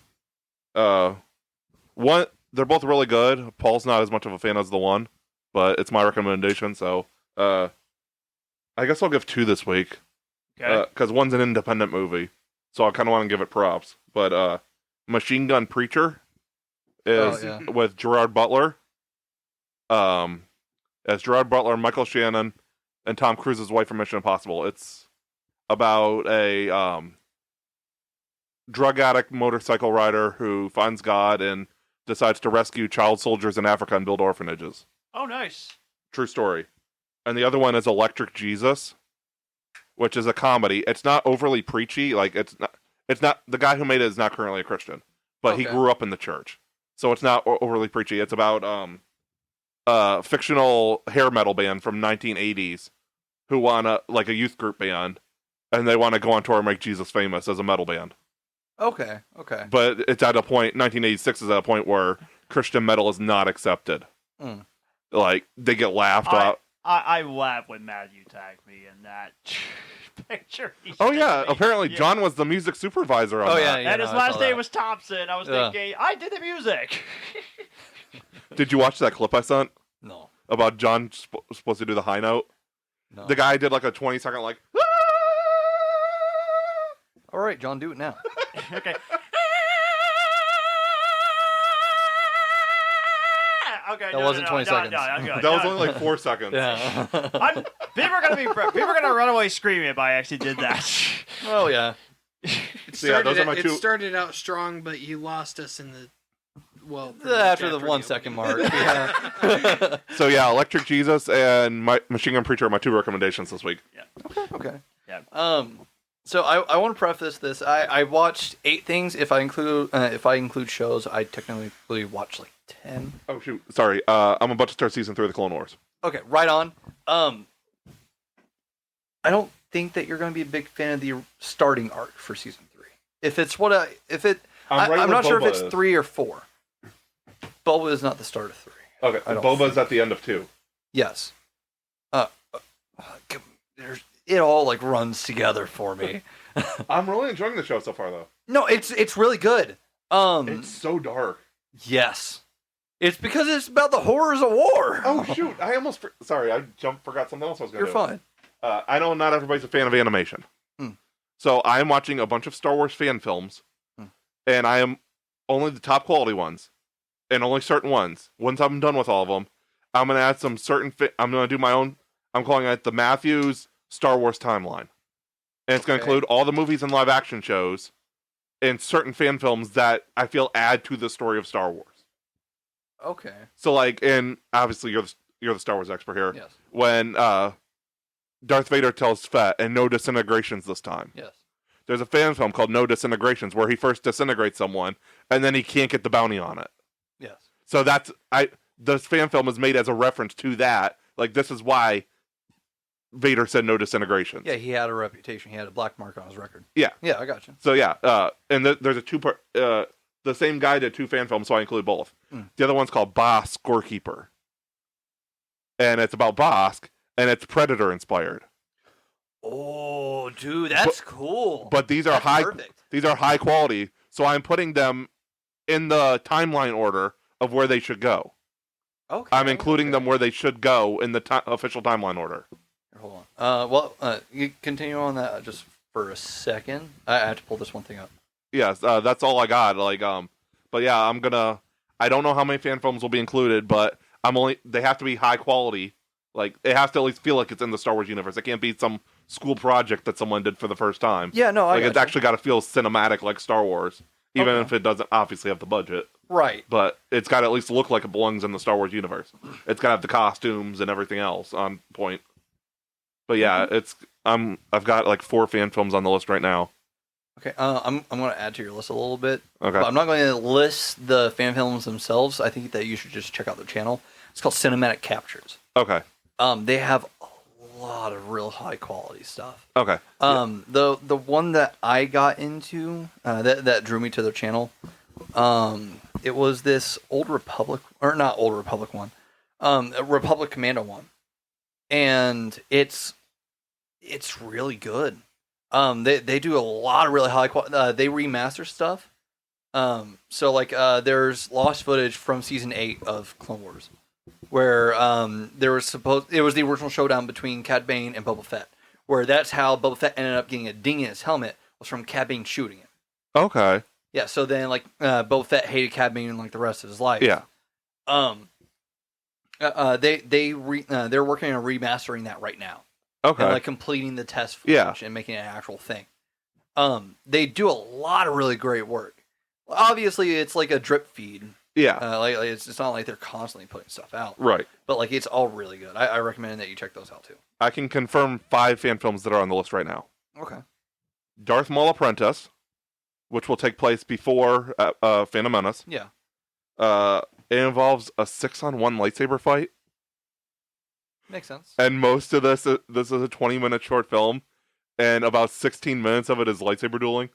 Oh, It's action-packed. Yeah, I need to check that shit out. It's amazing. Shadow of the Republic, which takes place during the Clone Wars. It's about like a clone trooper Black Ops team. Yeah, no, you've already seen it then. That's cinematic captures. Okay. Yeah, they have a lot more stuff like that. Yeah. The 2 I mentioned, the Scorekeeper and No Disintegrations. And between Empire and Return of the Jedi is Ewok Hunt. I haven't checked out Ewok. Which is a horror series. Yes. A horror movie. Yeah, it's Ewoks killing scout troopers. But it's made like a horror movie. Listen, Ewoks would have definitely been a horror movie. No, like they're fucking vicious. They were gonna kill the main trio. Like Yeah. like yeah. I don't know. I feel just my initial guess between the movies and shows and the fan films I'm guessing it's going to be about 30 films when it's done. Okay. Yeah. Well, with TV shows included. Right. And that's just what's out now in only live action. Okay. So I'm guessing it's going to be about 30. But I really want to find stuff that adds to it. There is one I've watched before, Old Republic, and I don't remember what it's called, but it has Nihilus in it. Okay. So that's going to be like the start of it. That's going to be like the first thing on the watch list. Okay, right on.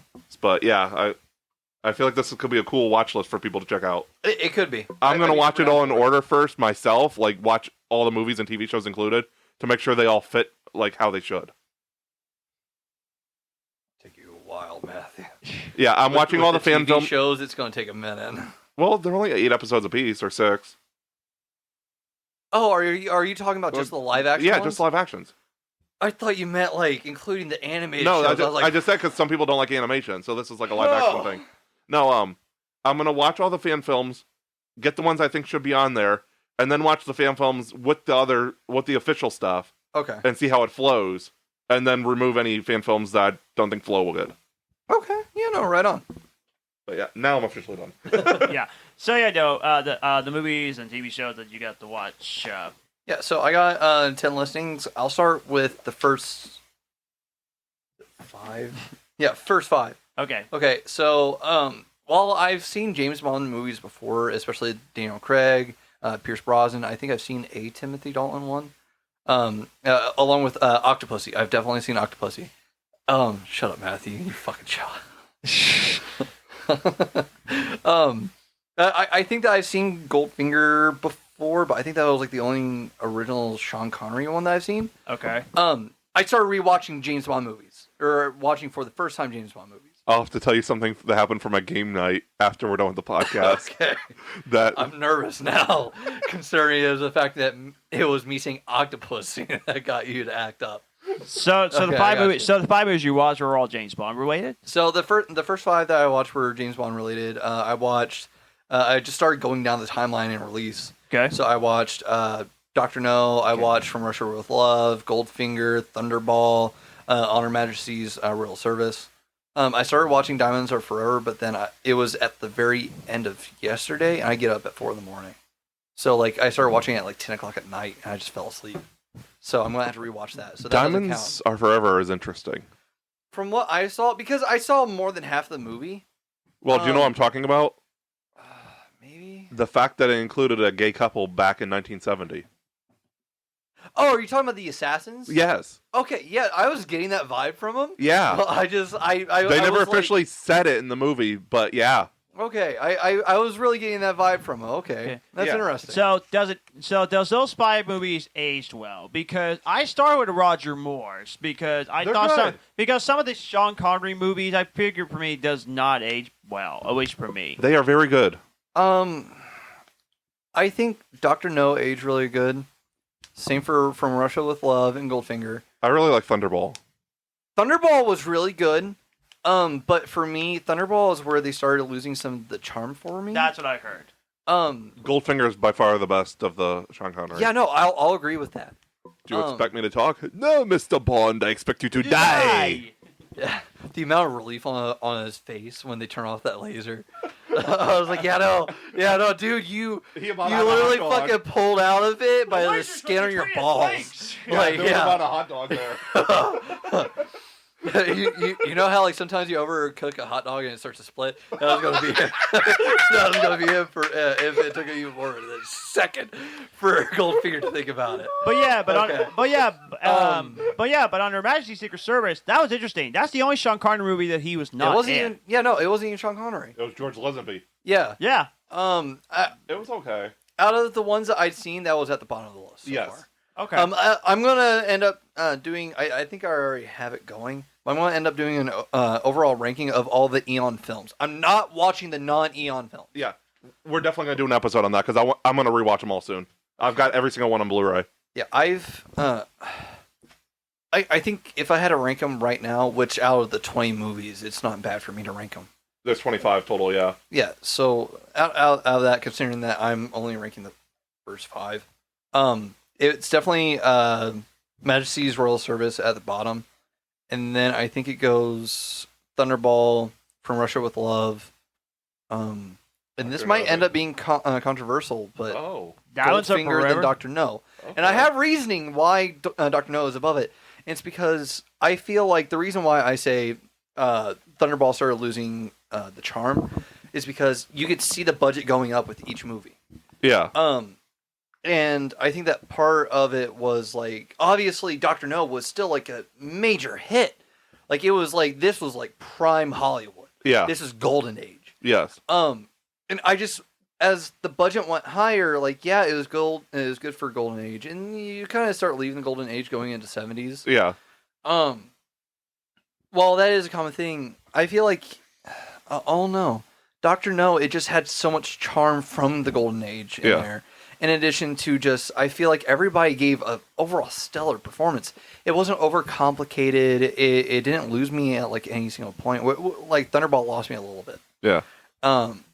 And it just, I don't know. There's something I'd like to bring up about those older movies, but I get made fun of for being old. Okay. I know they listen sometimes, so I'll just bring up they'll listen eventually. But Robbie and Anna. Okay. But that's their thing. I'm old because they're a couple years younger than me. Yeah. But it's interesting seeing like the older stuff in those movies, like seeing gas for 70 cents or 60 cents. Yeah. It's really cool seeing that, like just how trippy it is. Like You have gas for free. shut up. We know that. Just put it straight up to the tank. Fill her up. Yeah. I'm old, apparently. No, I noticed the same thing. I think I even made a comment about it where I was like, man, I wish we could get back to that point. Yeah, definitely. That'd be great. But yeah, no, Majesty's Royal Service, I was not a major fan of, but it kind of lost me at the beginning anyway. I'll go ahead and correct you, as you've said it wrong like 4 times. It's on Her Majesty's Secret Service. Or whatever. I honestly don't fucking care about the movie. I care more about the Sean Connery movies, and that's I feel like when we do our rankings, that's going to be near the bottom of all of it. I was missing one. You Only Live Twice. Yes. You Only Live Twice is underneath Majesty's Secret Service for me. Oh. Yeah. It's not that good. It's not. I liked the beginning of the movie. Like, I had no issue there. Also, Donald Pleasance? Holy shit! I didn't know that he was the origin of that type of a villain. Like, that is Bond villain. Like, You're about to do one of the best movies in this whole Bond series. Which one? Live and Let Die. Okay. Yeah, I'm looking Have you forward seen to it? Roger movie. I don't think I have. Like I said, I've seen some of these movies before, but it was back when I was like 5. Do you remember a sheriff character? No, not really. I barely remember Octopussy. He's in Live and Let Die and Man with Golden Gun. He's like a redneck sheriff that's not that smart. Okay, then I probably haven't seen it because that's not ringing any bells for me. I watched all the Roger Moore and Timothy Dalton movies when I was on South Carolina vacation. You remember? Yeah, when no, I was I know. calling in. Yeah. And my favorite Roger Moore movie is For Your Eyes Only, and my favorite Timothy Dalton movie is License to Kill. I love both of these movies. I've heard great things. I'm gonna try to do my accent. I'm gonna try to do my impression here. James Bond zips past the sheriff who's like waiting to catch a speeder. Okay. He calls into the station. I got me a regular Ben-Hur down here doing 95 minimum. And I've heard that reference. And he was Alright. hilarious. I've heard that reference. Yeah. But besides What James, are you, some kind of doomsday machine, boy?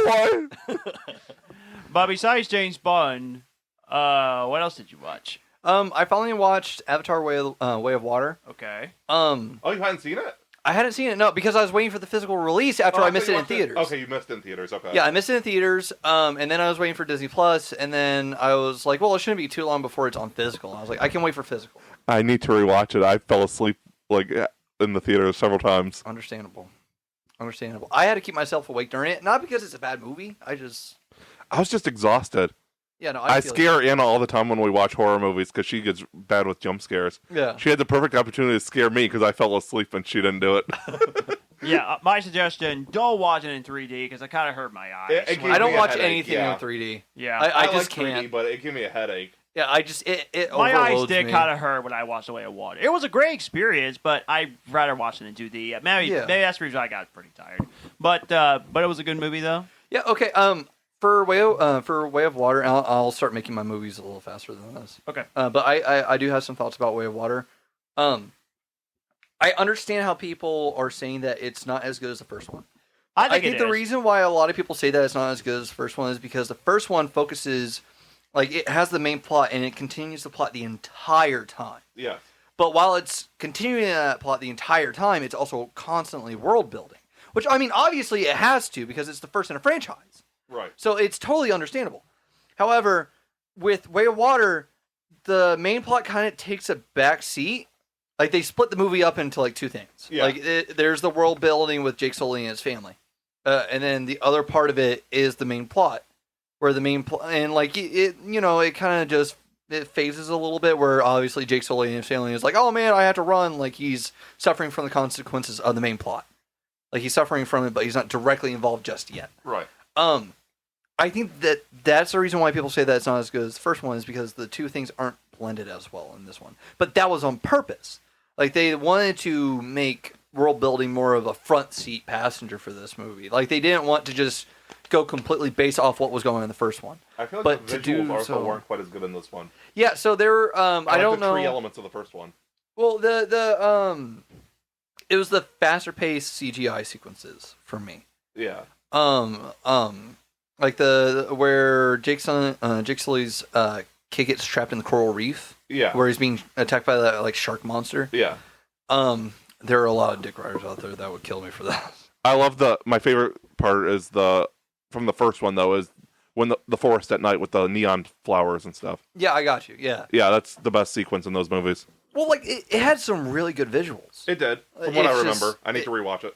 Yeah, it just, there were parts where I was like, I don't know. I don't want to see anybody say that this is a visually perfect movie. No. Like, and like, again, I'm not a big fan of James Cameron and his oversized ego. He made a great movie. He makes brilliant movies. And I don't want to be like, oh, well, there was this issue. Because I know that there are going to be a lot of people out there that are like, oh, well, you're fucking insane because, like, you're obviously just a hater.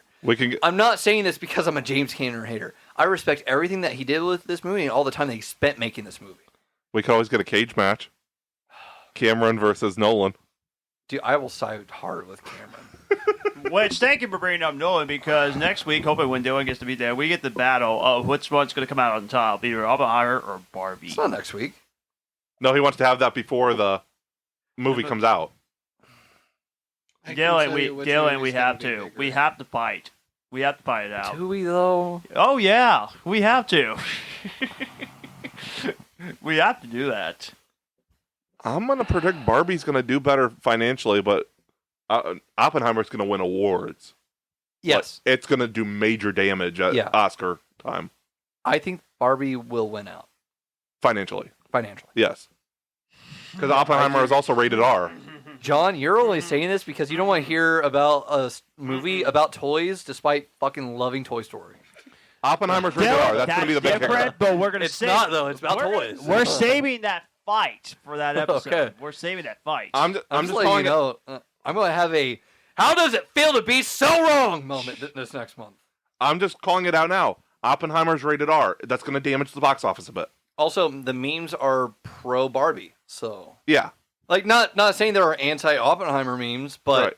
it's definitely more leaning towards Barbie, But yeah, especially with the marketing aspect. the rating for a movie like that is going to do it damage. Yeah, Because it's not something that everybody's going to go watch. Like Deadpool, it doesn't matter that's R rated because superhero movies are a huge thing. yeah, Oppenheimer, it's going to do damage with the R rating. yeah. Yeah, not enough people are going to care about the development of the First World War bomb. Right. People aren't going to. It's going to be the Nolan people. Yes. Or the people that are super excited about the cast. Yeah. You know, But it's yeah, not I going to agree. do major damage at the box office. Yes. It'll do well. It just won't be I'm as good. so gonna- I am predicting between 450 and 600. I'm not going to predict the. I'm going to be wildly off. Actually, no, I take that back. Like the Flash. 350 and 500, I'll go. Wait, what did I say about the Flash? When we You were saying it was going to do really well. okay, I don't I was remember what. wrong there. I'll say 350 to 500 is better, more realistic. At least I predicted D&D. Yeah. I got that going for Like me I from said, the first. We all episode. predicted Guardians. Like I said, I'm gonna say those words when we do our worst movies of all time thing. I'm gonna say those words. I was right with Spider-Verse too, because for flashback for those of you who didn't listen to the earlier episodes, nobody knew what they were getting into with Into the Spider-Verse. Yeah. So it did decent at the box office, but it was Miles Morales. It was animated. Not a lot of people knew what it was. Right. Everybody knows what Into the Spider-Verse was after it came out. Yes. They seen it won Oscars. It won all sorts of awards. They knew exactly what they were getting with Across the Spider-Verse. That's why it is one of the highest budget, highest grossing Sony Grossing, animation thank movie. you. Yeah. Yeah. no highest grossing movies of this year. Period. Yeah. I think it's like number 4 already. I believe it. Yeah. So- honestly, already I'm over surprised that's 600 not a over little $600 million already has made. 607 million as of earlier this afternoon. higher. Okay. So Avatar: The Way of Water. What else? So Avatar. Hold on, I have to. Sorry, I'm counting. I guess I think I'm at 11 then, like 11 listings because I totally forgot about You Only Live Twice. So Way of the Water. I'm so upset that I slept on this. Not only because it's such a great movie, not only because it had a great cast, but because it's by my favorite director ever, Edgar Wright. It's his Last Night in Soho. Holy shit! Last Night in Soho was so awesome. Oh my god! I'm so upset that I slept on it. It's not like I was like, oh well, I'm not really interested in this. Like I was interested, I just never saw it. And I was gonna wait for physical release, and then I decided I just was gonna watch it. I saw that it was on Max. I was like, fuck it. Spider-Verse is currently 5. I was wrong. Okay. Super Mario Bros. At number 1. Yeah, makes sense. Guardians number 3 Yeah. or 2. Sorry. Fast X number 3. Really? Full River Red, which I think is a Chinese-made film, Okay. is at number 4, It always gets on there. and then Spider-Verse is number 5. Yeah, no. Spider-Verse is going to keep going up. It's been out for less than a Okay, month. wait. How in the world is Fast X at that? Yeah, That that's high. surprising to me. That makes no sense. Because I think that's simply because it's a Fast and Furious movie. It is. Oh, it actually makes 700 million. Okay, did it? That's Okay, crazy. but did it make passes? I mean, were they able to make able to pay for their advertisements and everything? Because I hear that they want to do 1 or 2 more movies, and I'm thinking, no, just 1 more and call it. Okay. Well, Furious Call it. 7 made like 1.7 million Well, technically, or billion. Sorry. right now there's at least 2 movies coming out. Oh God. No, okay, so it's not like another it's not like an. I It's say at least spin-off. 2 because I think that it's going to be 3. Yeah, there's going to be basically 0.5. So it's going to be another Dwayne the Rock Johnson Fast movie. I'd be on board with that. Yeah, so they're going to have that as a precursor to the next Fast and Furious movie. Okay. You think that's coming out next year? Since I- 2025 is the next one. I don't think so. I don't either. I don't think. If it comes out next year, it's going to be at the very end. Yeah. Because if they're going to begin production on it, first of all, the strike is going to have to go over. And second of all, they're going to have to immediately book it. Now, with No Way Home, from beginning of, from like concept of the movie to the actual final product, it only took a little less than a year and a half. Right. So, it's definitely achievable. Right. But And that's I just gonna be don't lower know. budget. Like, it lets work and stuff. than No Way Yeah, Home. like it's gonna 'Cause be. No Way Home has all the VFX. Yeah, I don't know. Where Hobbs and Shaw was a little bit more action movie without special effects. More practical. Yeah. Yeah. But anyway, so pretty much Last Night in Soho. This pretty much is your must-watch movie of the week. Yes, There that you is go. that is my must-watch movie. Last Night in Soho. I was surprised by the horror elements, which Edgar Wright's never been a stranger to horror. But the sequences in it were really good. I'm not going to spoil anything because I just fucking love Edgar Wright so much. Yeah, I wanna I'm going see to it. respect that. Yeah. So there you go. No, it's fucking brilliant. Matt Smith is in it. He was in House of Dragons. He Yeah. was in The Crown, I think. He was in Doctor Who. He was in Morbius. Yep. Anya Taylor-Joy, we know who she is. The main girl looked like Abigail Breslin. I can't remember her name off the top of my head. But she was in it. She did fucking great. It was actually Last Night in Soho that made me want to rewatch or rewatch / start watching the James Bond movies because there's how can I go around this? I don't want to reveal too much about the character, but a seemingly unimportant character. She was a Bond girl in Majesty's Secret Service. Oh. Yeah, she was in that movie. I'm not going to say who So it was. she's old in this. Yeah. Yeah, she was. This is actually her Holy final cow. title because she died in October that year. Okay. Yeah, so she died like right before the movie came out, I believe. When you were talking Bond girl, I was thinking it was going to be someone from the Daniel Craig movies. No. It like she was OG. She was great.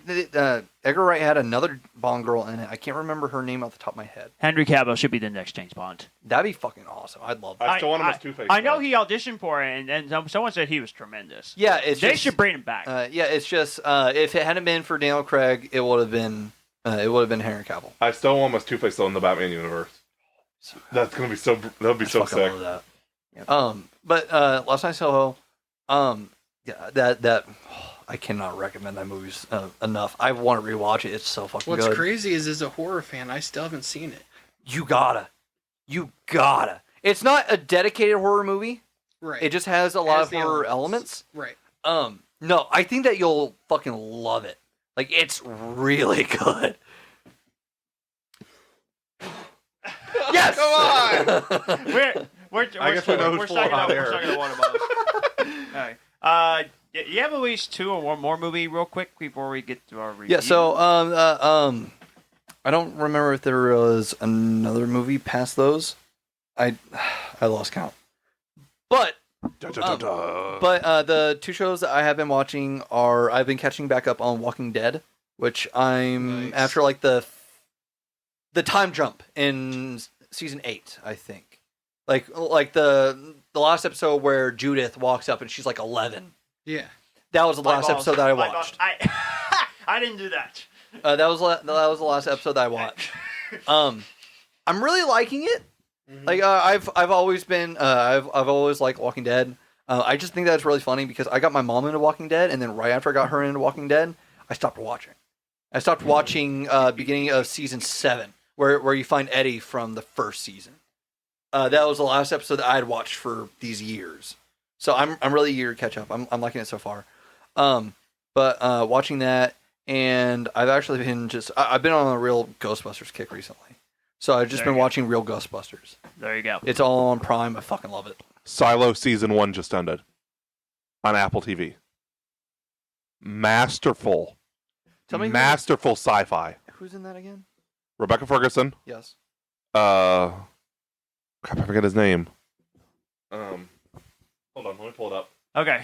There. Yeah, because I'll get into it real quick. Commons in it. Okay.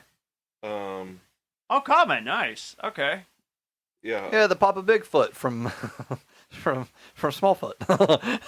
I gotta say this real quickly too about Snoop Dogg and when he was acting, his acting was really good. And Training Day, he was really good.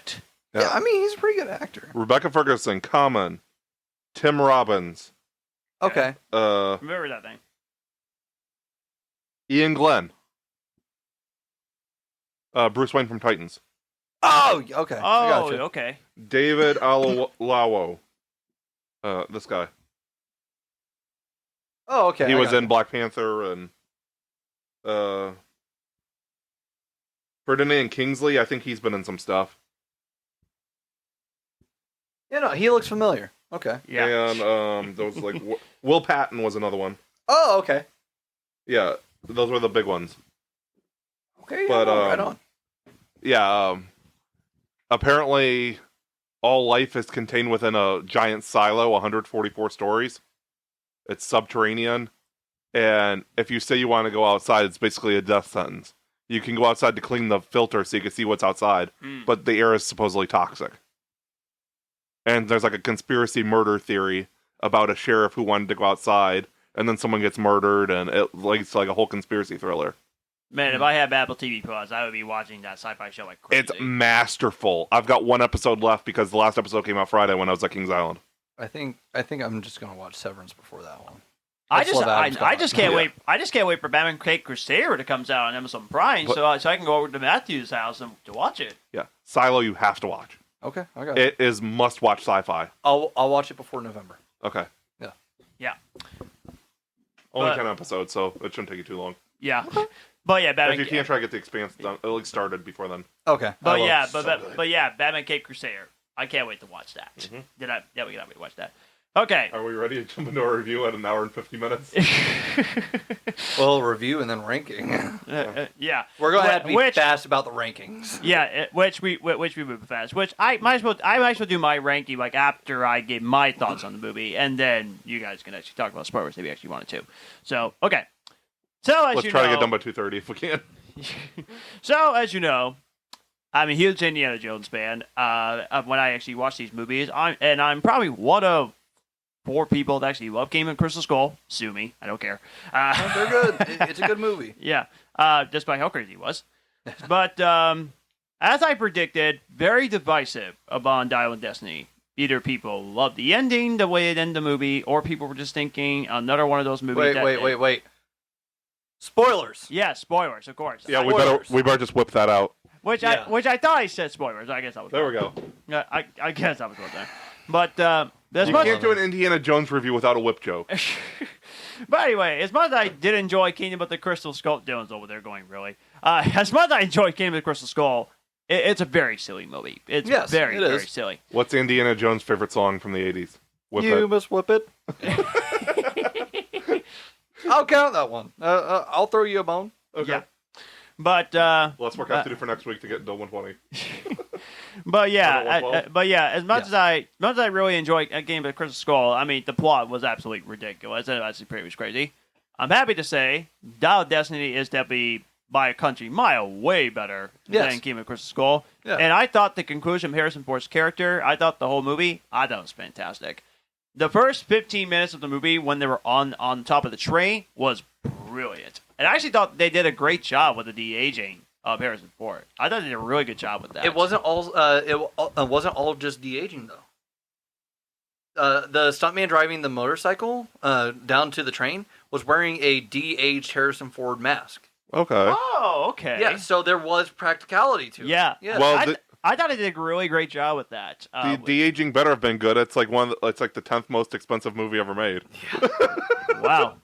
But yeah, but first 15 minutes, I was thinking, okay, I'm already loving it so far. It's really funny so far, and I love the action. Personally, I thought the whole movie as a whole, the action was great. I love the action. I thought the humor was really funny. Yeah. I know I still have not watched Blade Runner 2049, but as of this moment, here's the part. I thought he gave one of his better performances, and he gave for a long time. And he's over his 70s, isn't he? I've seen 2049. I agree with you. Oh, okay. I Okay. agree with you. I am doing a movie night probably in September. Okay. I am doing a double feature on one Saturday night. Okay. Definitely I'm planning on watching that with you. And I'm getting pizza. Yeah. But Harrison Ford, no matter how old he is really great. I mean, he is Indiana Jones. Yeah. Like he is the actor to play Indiana Jones, and his whole performance as a whole was really fantastic. And I thought the whole ending when they went back in time was very interesting. Even though he plays Indiana Jones, it wasn't corny.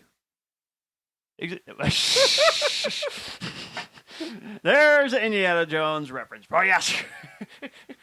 but yeah, but That has Dyllan shaking his head. but I remember asking this question. I feel like you had to be to- in Indiana to get that, but I Yes. feel like most of our audience Yeah, is Indiana.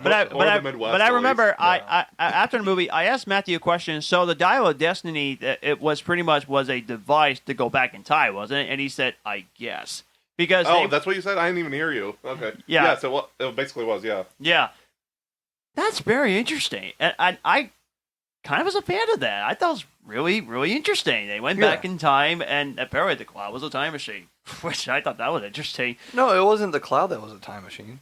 Oh, No, it was There was just a rift that had been opened up Yeah. in the Okay, universe. okay. and predicted where it would be. okay. Yeah, it predicted where I it would like be. that. I like Yeah. that. That was really good. Yeah. And like I said, the movie was really funny, and also the rest of the characters was really great. I thought the Nazis was really great. The villains in that movie, those movies. No, Not I know the what Nazis! I know what you're saying. I'm not reacting to that. Okay. I'm just reacting to this really fucking stupid review that I saw this past Oh week. no. Oh, Which the one I asking about if they didn't call Nazis bad, are they actually bad? Yeah, basically, yeah. oh man. God, Here comes the rant. Ready. Dylan. Aim. Save the rant Fire. after my review. yeah, go for it. Okay, save it. But I thought the villains as a whole was really great. Now, were they like the best Indiana Jones villains? No. I will say like the classics is actually better. I'll agree with that. Yeah. But they were great. I really did enjoy the villain. And the rest of the characters, I mean, they were great. Like I said, the action scene was absolutely great. Mads I know Mikkelsen. And I know people criticize. I know Fucking people criticize the CGI because people say they didn't need to have CGI. It should have been practical effects. Honestly, practical or visual effects, any action is fantastic. And Indiana Jones, remember, over the years, they had some great action. There are a lot of fantastic action in all in the Indiana Jones movies, including the goofy one. I'm keeping it with Chris Skull. So I thought pretty much all the characters was really great, except for one that I kind of have an issue with. And that leads to the one I'm going to say for last. And that is Helena Shaw, played by Full Waller-Bridge. Oh, Phoebe. Oh, Phoebe, I'm sorry. The acting was great, but I don't know what was going on with that character. What do you mean? I personally thought It's for me, painted out for you. I mean, personally for me, she was kind of irritating. Like, okay, That's the That was the point. point. okay, because at the beginning of the movie, she was like, "Oh, I'll help you, Indiana Jones, with this thing," and then she just leaves him off. It's called lying. Well, still, and these two were bickering at each other, and I was just thinking, I mean, I don't know who did this on the writing part, but I personally think that writing could have been much better for that character. She was a good, What? No. she was a good character. You watched Flash season- but I just couldn't get past the way she was acting, the way she was talking. You mean watched to him. Flash season 6 and you thought that was bad writing? Don't get me started with that one. Don't get me started.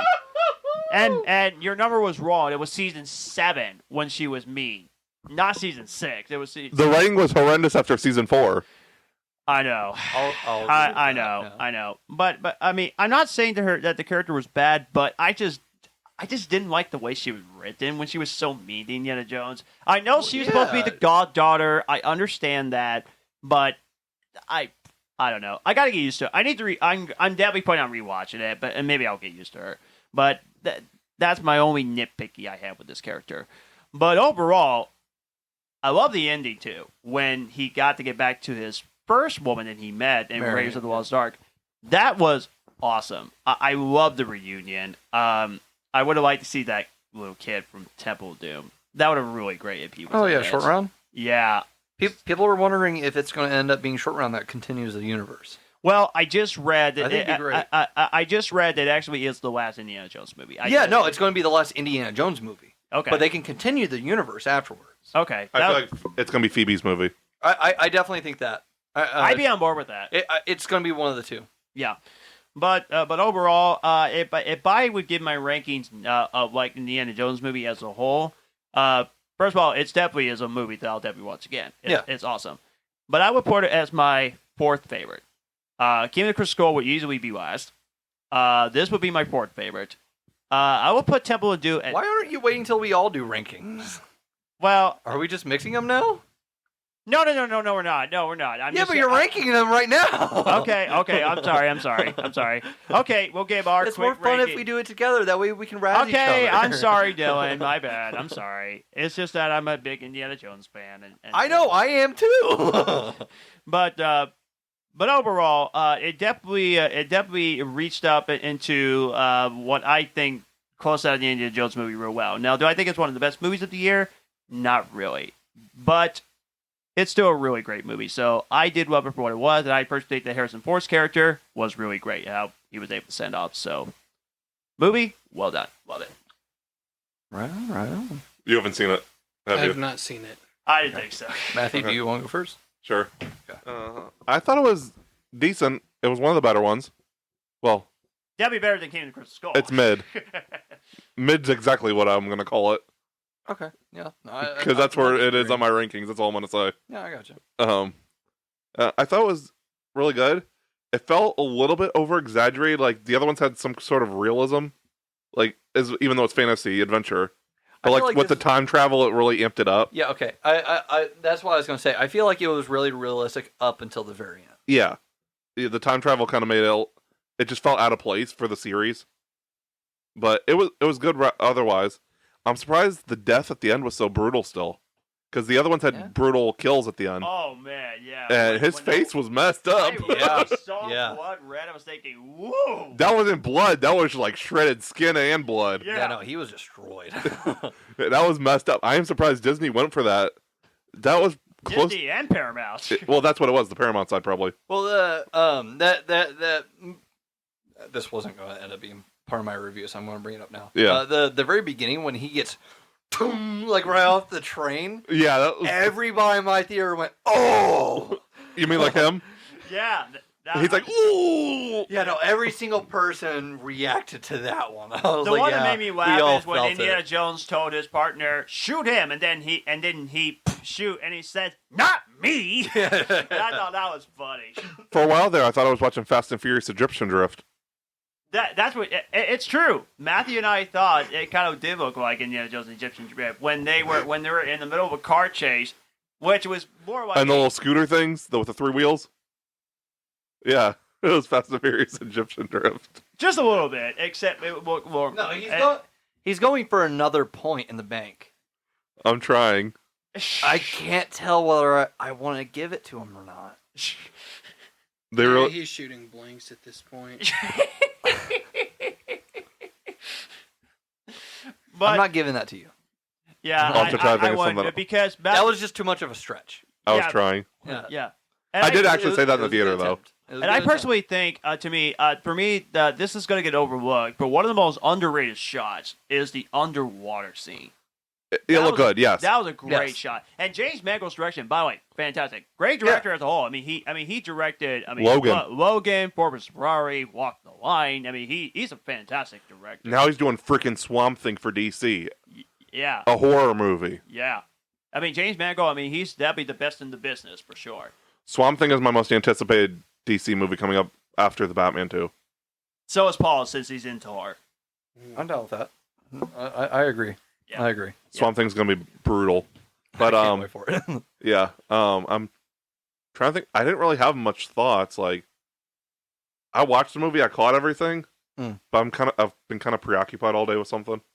Okay. So I was watching it, but I'm not. But I, you really did enjoy it. Though. I haven't. Yeah, I enjoyed it, but I just haven't processed it all yet. Understandable. But yeah, the time travel thing I thought was kind of. At first I thought he was actually gonna stay in the past, Yeah, me too.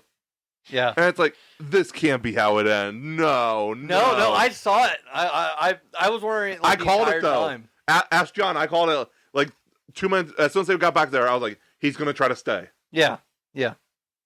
And Yeah, then no. when he told me that, I was just thinking, okay, Matthew, that's funny.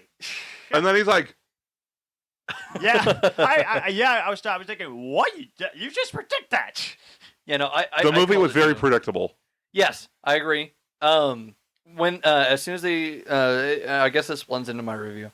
When Mads Mikkelsen's character was like looking at them through the binoculars, I was like, he's doing that for a fucking reason. I was like, he's going to end up finding out that they're not going the exact way that he predicted. Which like when she was like, oh, I read it word for word. Yeah. It's like, okay, it didn't say Alexandria on the tablet. Right. I was like, they're not going to Alexandria. She even said that he was in 2 fucking places. Yeah. So I was like, they're going to the other fucking place. I was like, that's the only fucking twist. John didn't know who Mads Mikkelsen was at first. I said it was Jin's father from Rogue One. Yeah. He's like, oh, okay.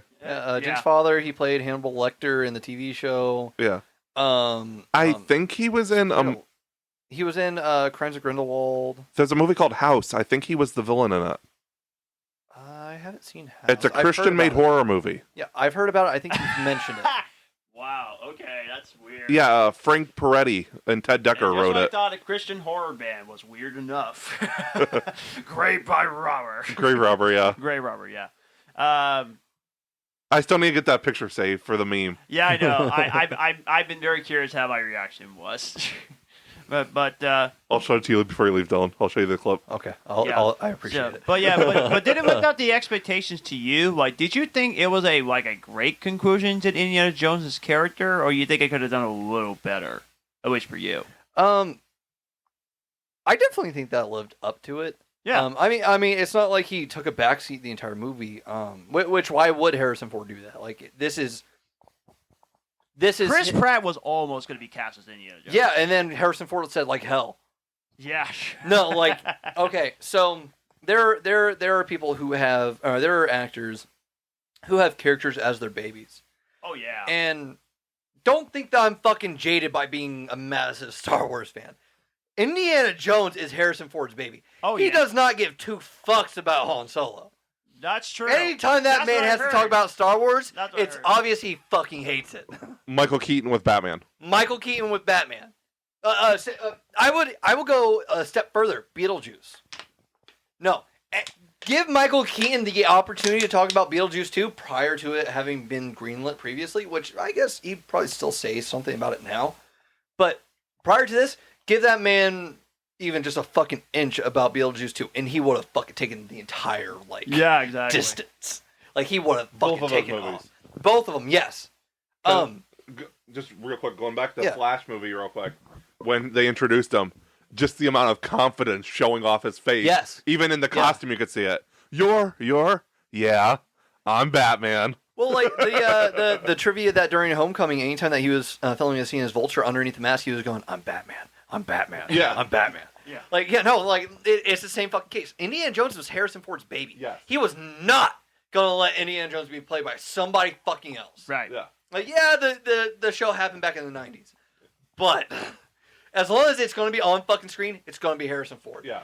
Even after Harrison Ford dies, I'm pretty sure it's going to be part of his will that if they want to end up doing more Indiana It's Jones going to be like movies, he's going to be like, from Rogue One. Yeah. They have to bring him in. yeah, he's going to be like, no, use my fucking dead body. He's like, Yeah. I don't give 2 fucks. He's like, I'm gonna be Indiana Jones for the rest of my life and thereafter. Yeah. Like, Now- it's going to be one of those things. Now you were going to get to the rant, which I Let want me go through because man, am I going to be fucking pissed off when I bring this Because up. I'll tell you this. When they said the Nazis, I was thinking, that's risky. Because you know how many people were there when people said that was the worst time back in the 1900s when that happened? Yeah.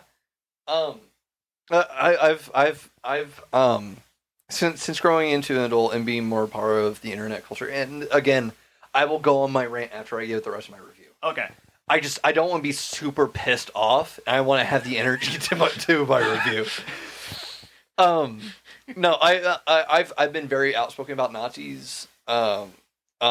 Since becoming more part of internet culture, growing up into being an adult.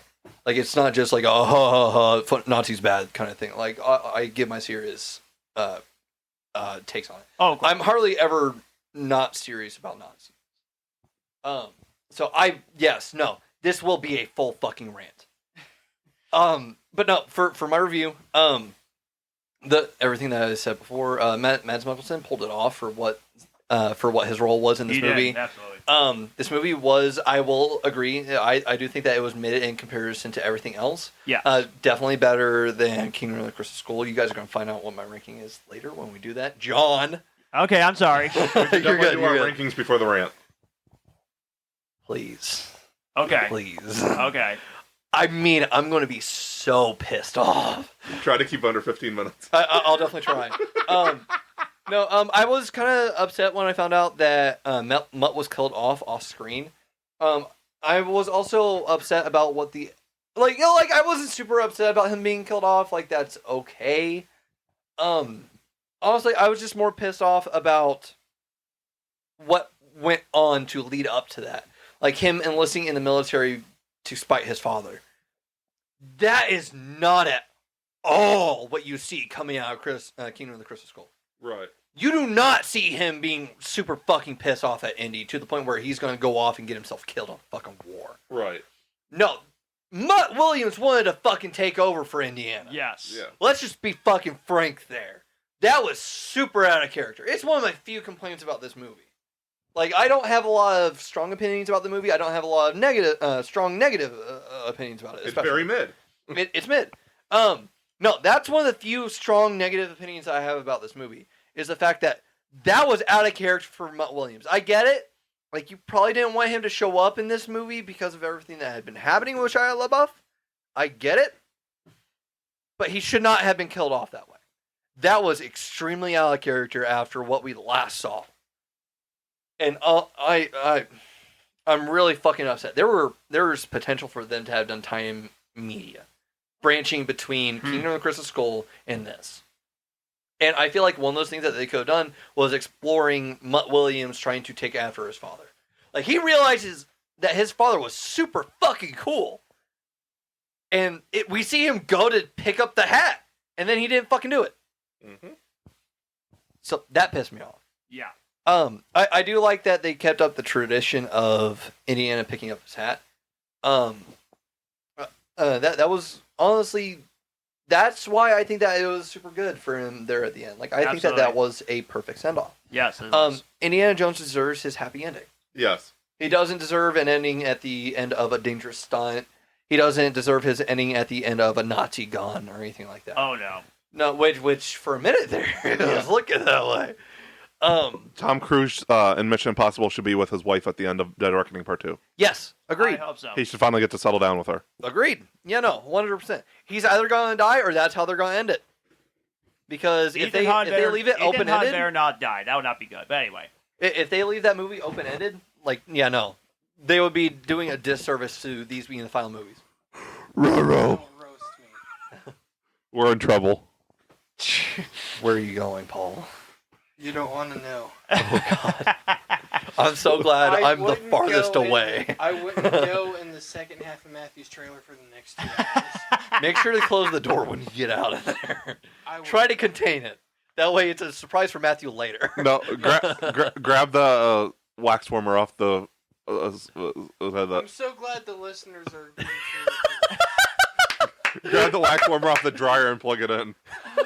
But overall, you definitely recommend it. Yeah, no, I think it was a good movie. I think it was well worth the wait. I'm glad that there wasn't a lot of hype for the movie. Because if there had been a lot of hype for the movie, it would have been a flash. It would have been a flash, yeah. Yeah. I think it worked out really well. I definitely disagree with John on Helena Shaw. I disagree because I think that she perfectly fit into the Indiana Jones universe. She is the type of character that we have grown to get used to over the past 4 movies. When I watch it more times, I'll try to get used to it because I Yeah, wanted I think that's what it'll wanted take. to like her. I try to like her, but I just don't know. She played the role of what she was supposed to. Yes, Yeah, absolutely. She was supposed to be That's true. annoying and traitorous in a way. Yeah. And then kind of grow like, oh yeah, I screwed up. Yeah, and she was perfect in that manner. Yeah. There was actually somebody that I saw on Twitter earlier, and they said that she's going to go down as one of the worst characters in modern cinema. No, not at fucking all. And like it was obvious that they were going after her for quote unquote being annoying. That's not what it was. No. People were going after this movie because of her in general, because of Phoebe Waller-Bridge. They were going after it because it was a woman. Mm-hmm. She was sharing screen time with him, past being a love interest. Daisy Ridley. No. If I were to have to pick out an annoying character for this, it would be Teddy. Yes, he was so annoying. He's not gonna let us sell anything. Go wide harder. Oh my God. should have fucking left you in a gutter, dude. Like, my God. Like, I get it. Like, I ended up liking Teddy. He ended up saving their asses. Like, I ended up liking him as soon as he got into the plane. But the fact that it took me liking him to that point, like, I didn't like him before he got into the fucking plane. That's like an hour and 45 out of 2 hours and 20. Exactly. Like, no, dude. He was so fucking annoying. Go fucking bitch harder. Jesus Christ. Like, I get it. You're a fucking kid, but at the same fucking time. It's like grow up hair. Seriously. Like, dude, like, there's obviously no hair on your fucking taters at this point. Like, God, there's such...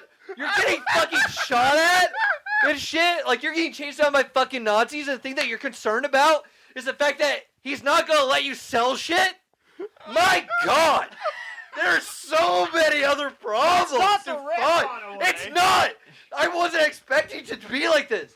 This is rant 1 of 2. Yeah, a 2. There's a 2-parter. Riot to reach No. the rankings. Seriously, like, fucking grow up! You're fucking getting shot at by Nazis! You were just in the middle of the fucking ocean with scuba divers, and the scuba divers' lifelines got cut. You got worse problems! Then, oh no, he's not gonna let us sell this stuff. Put down the title, Matthew. Dyllan Rant Part 2. Put down the title. Holy fucking shit! Grow the fuck up! Like, you were telling me that in all the time that you've been assisting her in stealing shit, in all that time, in all that danger, your main concern has been, I'm not going to be allowed to sell any of these major history artifacts. This guy that's an archaeologist, like super certified, more than her, Right. isn't going to let me fucking make a profit from this shit. Are you fucking kidding me? Like I said, so many other things to be concerned about, other than the fact that he's not going to let you sell a fucking tablet. God damn it! Dylan's grabbing the mic like he's a hardcore vocalist.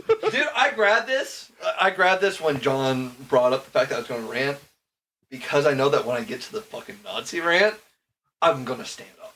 I'm gonna be so fucking angry. Okay, all right, let's do our ratings first, ranking, then we'll get to the rant. Okay, so for me, And then put him in a body bag. yeah. Despite my one complaint about the one character, I'll still give it a full 10. I still love the film for what it was. I give it a 4.5. 4.5 out of 5. Yep. Dylan's sticking. Well, I eventually want to break my streak of being like, oh, it's a 10. Compared to Last Night in Soho, it's not a 10. I'm still thinking about Last Night in Soho, and I watched it last week. If I were to compare those two movies, which they're not alike at all, if I had to compare those two movies, this would definitely be like a 7. Yeah. Okay. Okay. But I think, like, just like reeling down from it, I do really want to say that's at least a 9. Okay. Um, That's a good score. No, I think realistically it is about a 7. Yeah. Okay. But honestly, I think that's the lowest rating that I've given in the almost 20 episodes that we've done. I think so, yeah. I think that's what I need to start doing. I need to start ranking things against Last Night in Soho. I gave it's an Edgar Wright movie. I gave it a 7 on The Great Wall starring Matt Damon. The trailer ruined the movie. I wanted to love the film, but the trailer ruined it. Still haven't seen it. It's pretty good, although it's not my favorite. I've heard that's underrated. Okay. Do we want to drop our rankings real quick? We're at 2 hours and 17 minutes. I'll do it quickly. For 5, King of the Crystal Skull. 4, Dyllan Destiny. 3, I'll put Temple of Doom, although that could change. I could put that at number 2, but number 2 for now is Raiders of the Lost Ark. And as Dylan predicted, The Last Crusade still remains at number 1, which is no surprise. I knew it. I haven't rewatched them, so I'm going purely off memory. Kingdom of the Crystal Skull, number 5. Okay. Temple of Doom, number 4. Ooh, okay.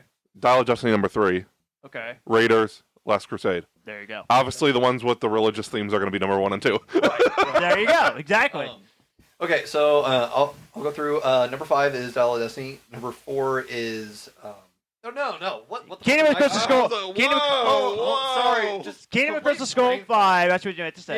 Yes. Dial of Destiny 4. 4. Dial of Destiny, I would actually put it 3. Really? I would put Last Crusade at number 4. Okay. Whoa. Yeah, no, I know. A lot of people really love Last Crusade. I'm not saying that I don't like it. I just don't like it as much as the other ones. Okay. Like, Dial of Destiny beats it out. Okay. Number 2 is Temple of Doom, which sucks because it's actually my favorite. Then number 1 is Raiders. Yeah. Well, there you I go. just, it's such a good fucking movie. It is. It's not like what I can do with Star Wars. The whole where I'm franchise like, as a whole is okay, great. well, the OG may not be the best. Raiders is the best in my opinion. It does the best at everything that it does. Absolutely. I mean, it is considered the greatest. It's the greatest. It's considered the greatest adventure movie of all time. Yes, I would agree with that. All I right. have a hot take about sequels being better. Oh, I've probably mentioned it before. I don't remember though. My memory's terrible. 2049 is better than the original Blade Runner. That's what a lot of people I say. could agree with that. Yeah. I don't really care for All right. either of them. All right. I know So, you all don't. right. So now let's get to one more, and that is your second rant, which I don't know how in God's name you can top the first one because that was hilarious. You're at 219, so keep that in Oh, mind. all right, so I have 11 minutes. Yes. Don't worry, I'll fill. Should I stand up for this No, go in, ahead. in case I get No. attack? No, I'm not going to attack you. There's No, there's nothing to attack you about. No, it's not like you were saying what this fucking person said. Noah Berlatsky from NBC News Think. Uh Which definitely need to take the fucking think part out. Because this opinion fucking sucked.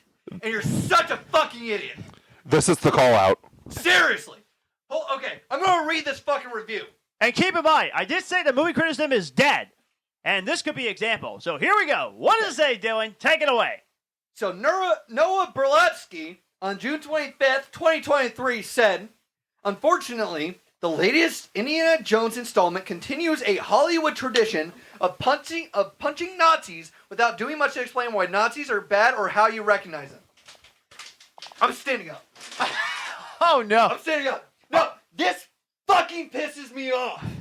It's go Okay. time. Okay. I want to start this out by saying, if you're a fucking American, you should not be saying that.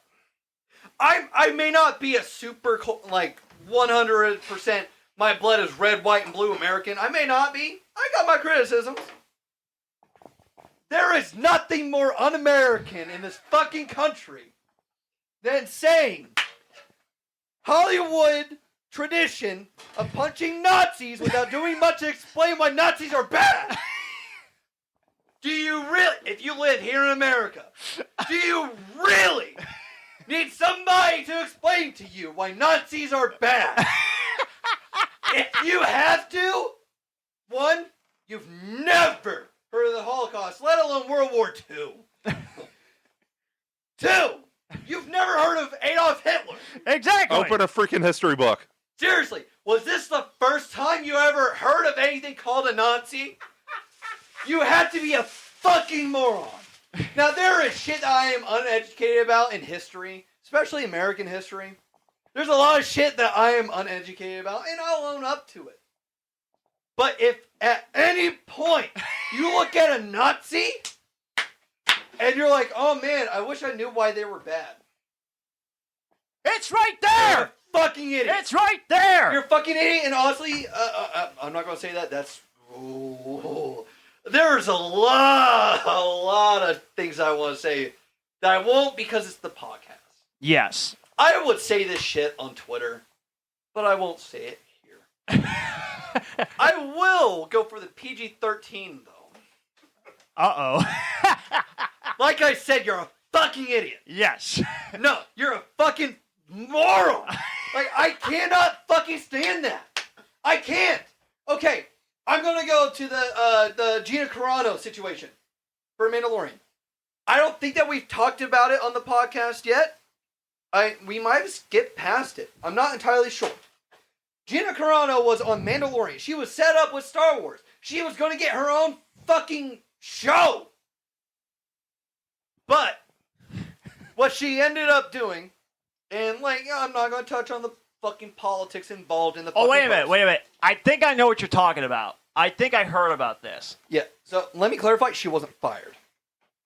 She was not fired. She wasn't let go. They just didn't renew her fucking contract. Anybody that says otherwise is a fucking idiot. It doesn't know the fucking situation. However, I could be wrong what I thought it was going to be. she shared a post on from Facebook on her Instagram or something, where the post was basically saying that conservatives were suffering the same as Jews did early on in the Holocaust, which is fucking insane. Wow. Like you can and I've had this argument with another guy that runs a podcast, but before starting this podcast, Okay. I had this argument with this guy because this guy said that Gina Carano didn't do anything wrong. It's like, okay, she may not have said that original statement, but she shared the sentiment. And yes, there's a lot of shit going on in politics. Again, I'm not going to get into it. There's a lot of shit going on in politics where people don't hear each other out. Yes, I'll agree with that idea. But do you know how you say that idea? Or more importantly, you don't say that idea? Is by saying that conservatives are the same as Jews during the fucking Holocaust. Oh God. No! Yeah. It's not that bad! No, it's not. It's bad. I will admit, it's bad. On either side, it's bad. But are you seriously fucking telling me that conservatives are actively being put into fucking camps?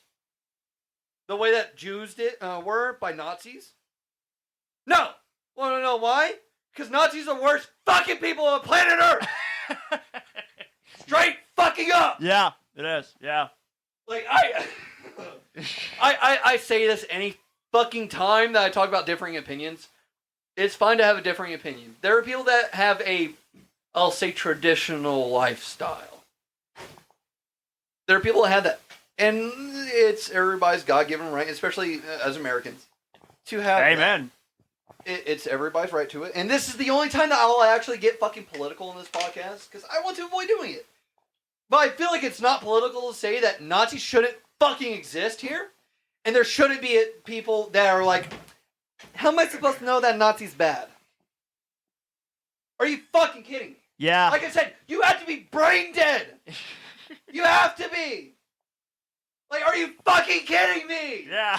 No! Yeah. We should not have anybody saying, oh man, maybe Nazis aren't that bad. Or, oh man, are Nazis actually that bad? Yes! They are! Yes! I hope Nazis deserve to be fucking punched! They do! I hope you don't lose viewers after this rant. Dude, if we lose, if you're listening to this right now and you're offended by me saying that Nazis shouldn't be fucking existing, and that anybody that thinks that Nazis aren't bad are fucking stupid, you're part of the problem. Yep. Yeah, no, we don't want you fucking listening. Like, I'm sure that there are people listening to this podcast that I don't agree with on all things. Yeah. But that's fine. Yeah. As long as you're not a fucking Nazi. Yeah.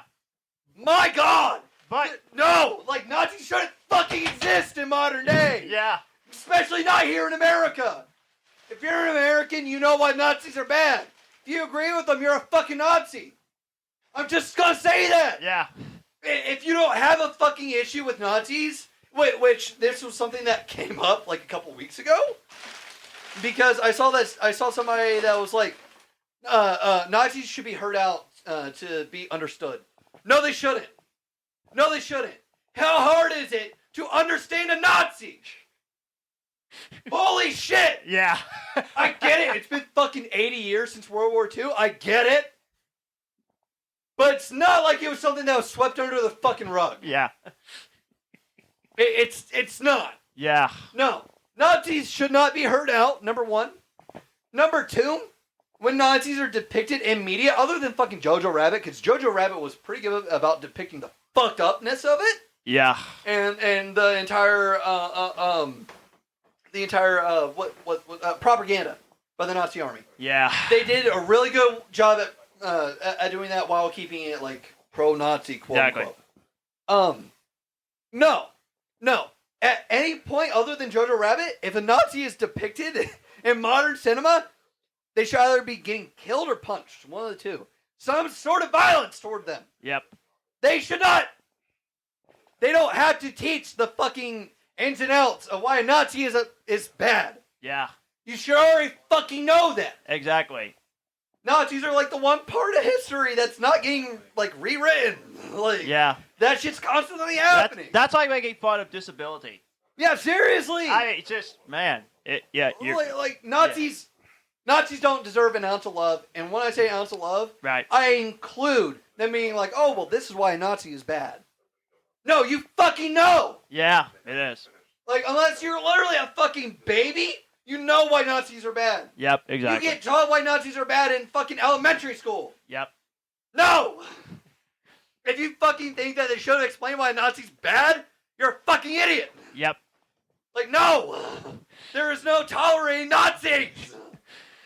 Okay, Fuck Nazis! on that note, I'm shaking. I'm so angry. I know you are. I know. Well, guess what? When we do the worst movies of all time next week, I'm gonna get mad about that one particular movie, but I'm going to save that rant when we do our next episode. So, that being said, thank you, Dyllan, for that. Fuck Nazis. for that message. Fuck Nazis. I'm so glad that we saved this for last. Fuck Nazis. Yeah, exactly. So, Just a day to remember reference, real quick.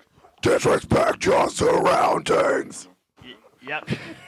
So anyway, on that note, thank you so much for listening to that rant. and, We also love that, Nazis. and also We that, promise we won't get too political. This was just, it had to be done. Seriously, I'm. This was like a necessity. No, seriously. Like, I wouldn't even call bad-mouthing Nazis politics. I fucking wouldn't. Yeah, I know. I know. Yeah. But That's it for this week.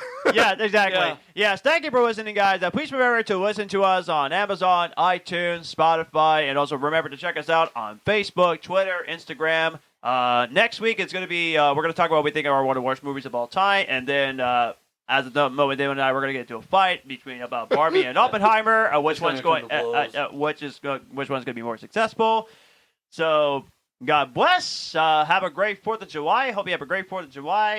And Paul, thank you so much for coming. I'm so glad you got to come. And we'll see you again next week. Right, buddy? Hopefully? Yeah. He's fun on being there. So have a great week, and we'll see you next time. Happy 4th of July, and remember, when you're celebrating 4th of July this year, fuck Nazis. Yes. See y'all next week. Yep, see you next time. This was the Cinema Salad Podcast. You've been awesome. Good night.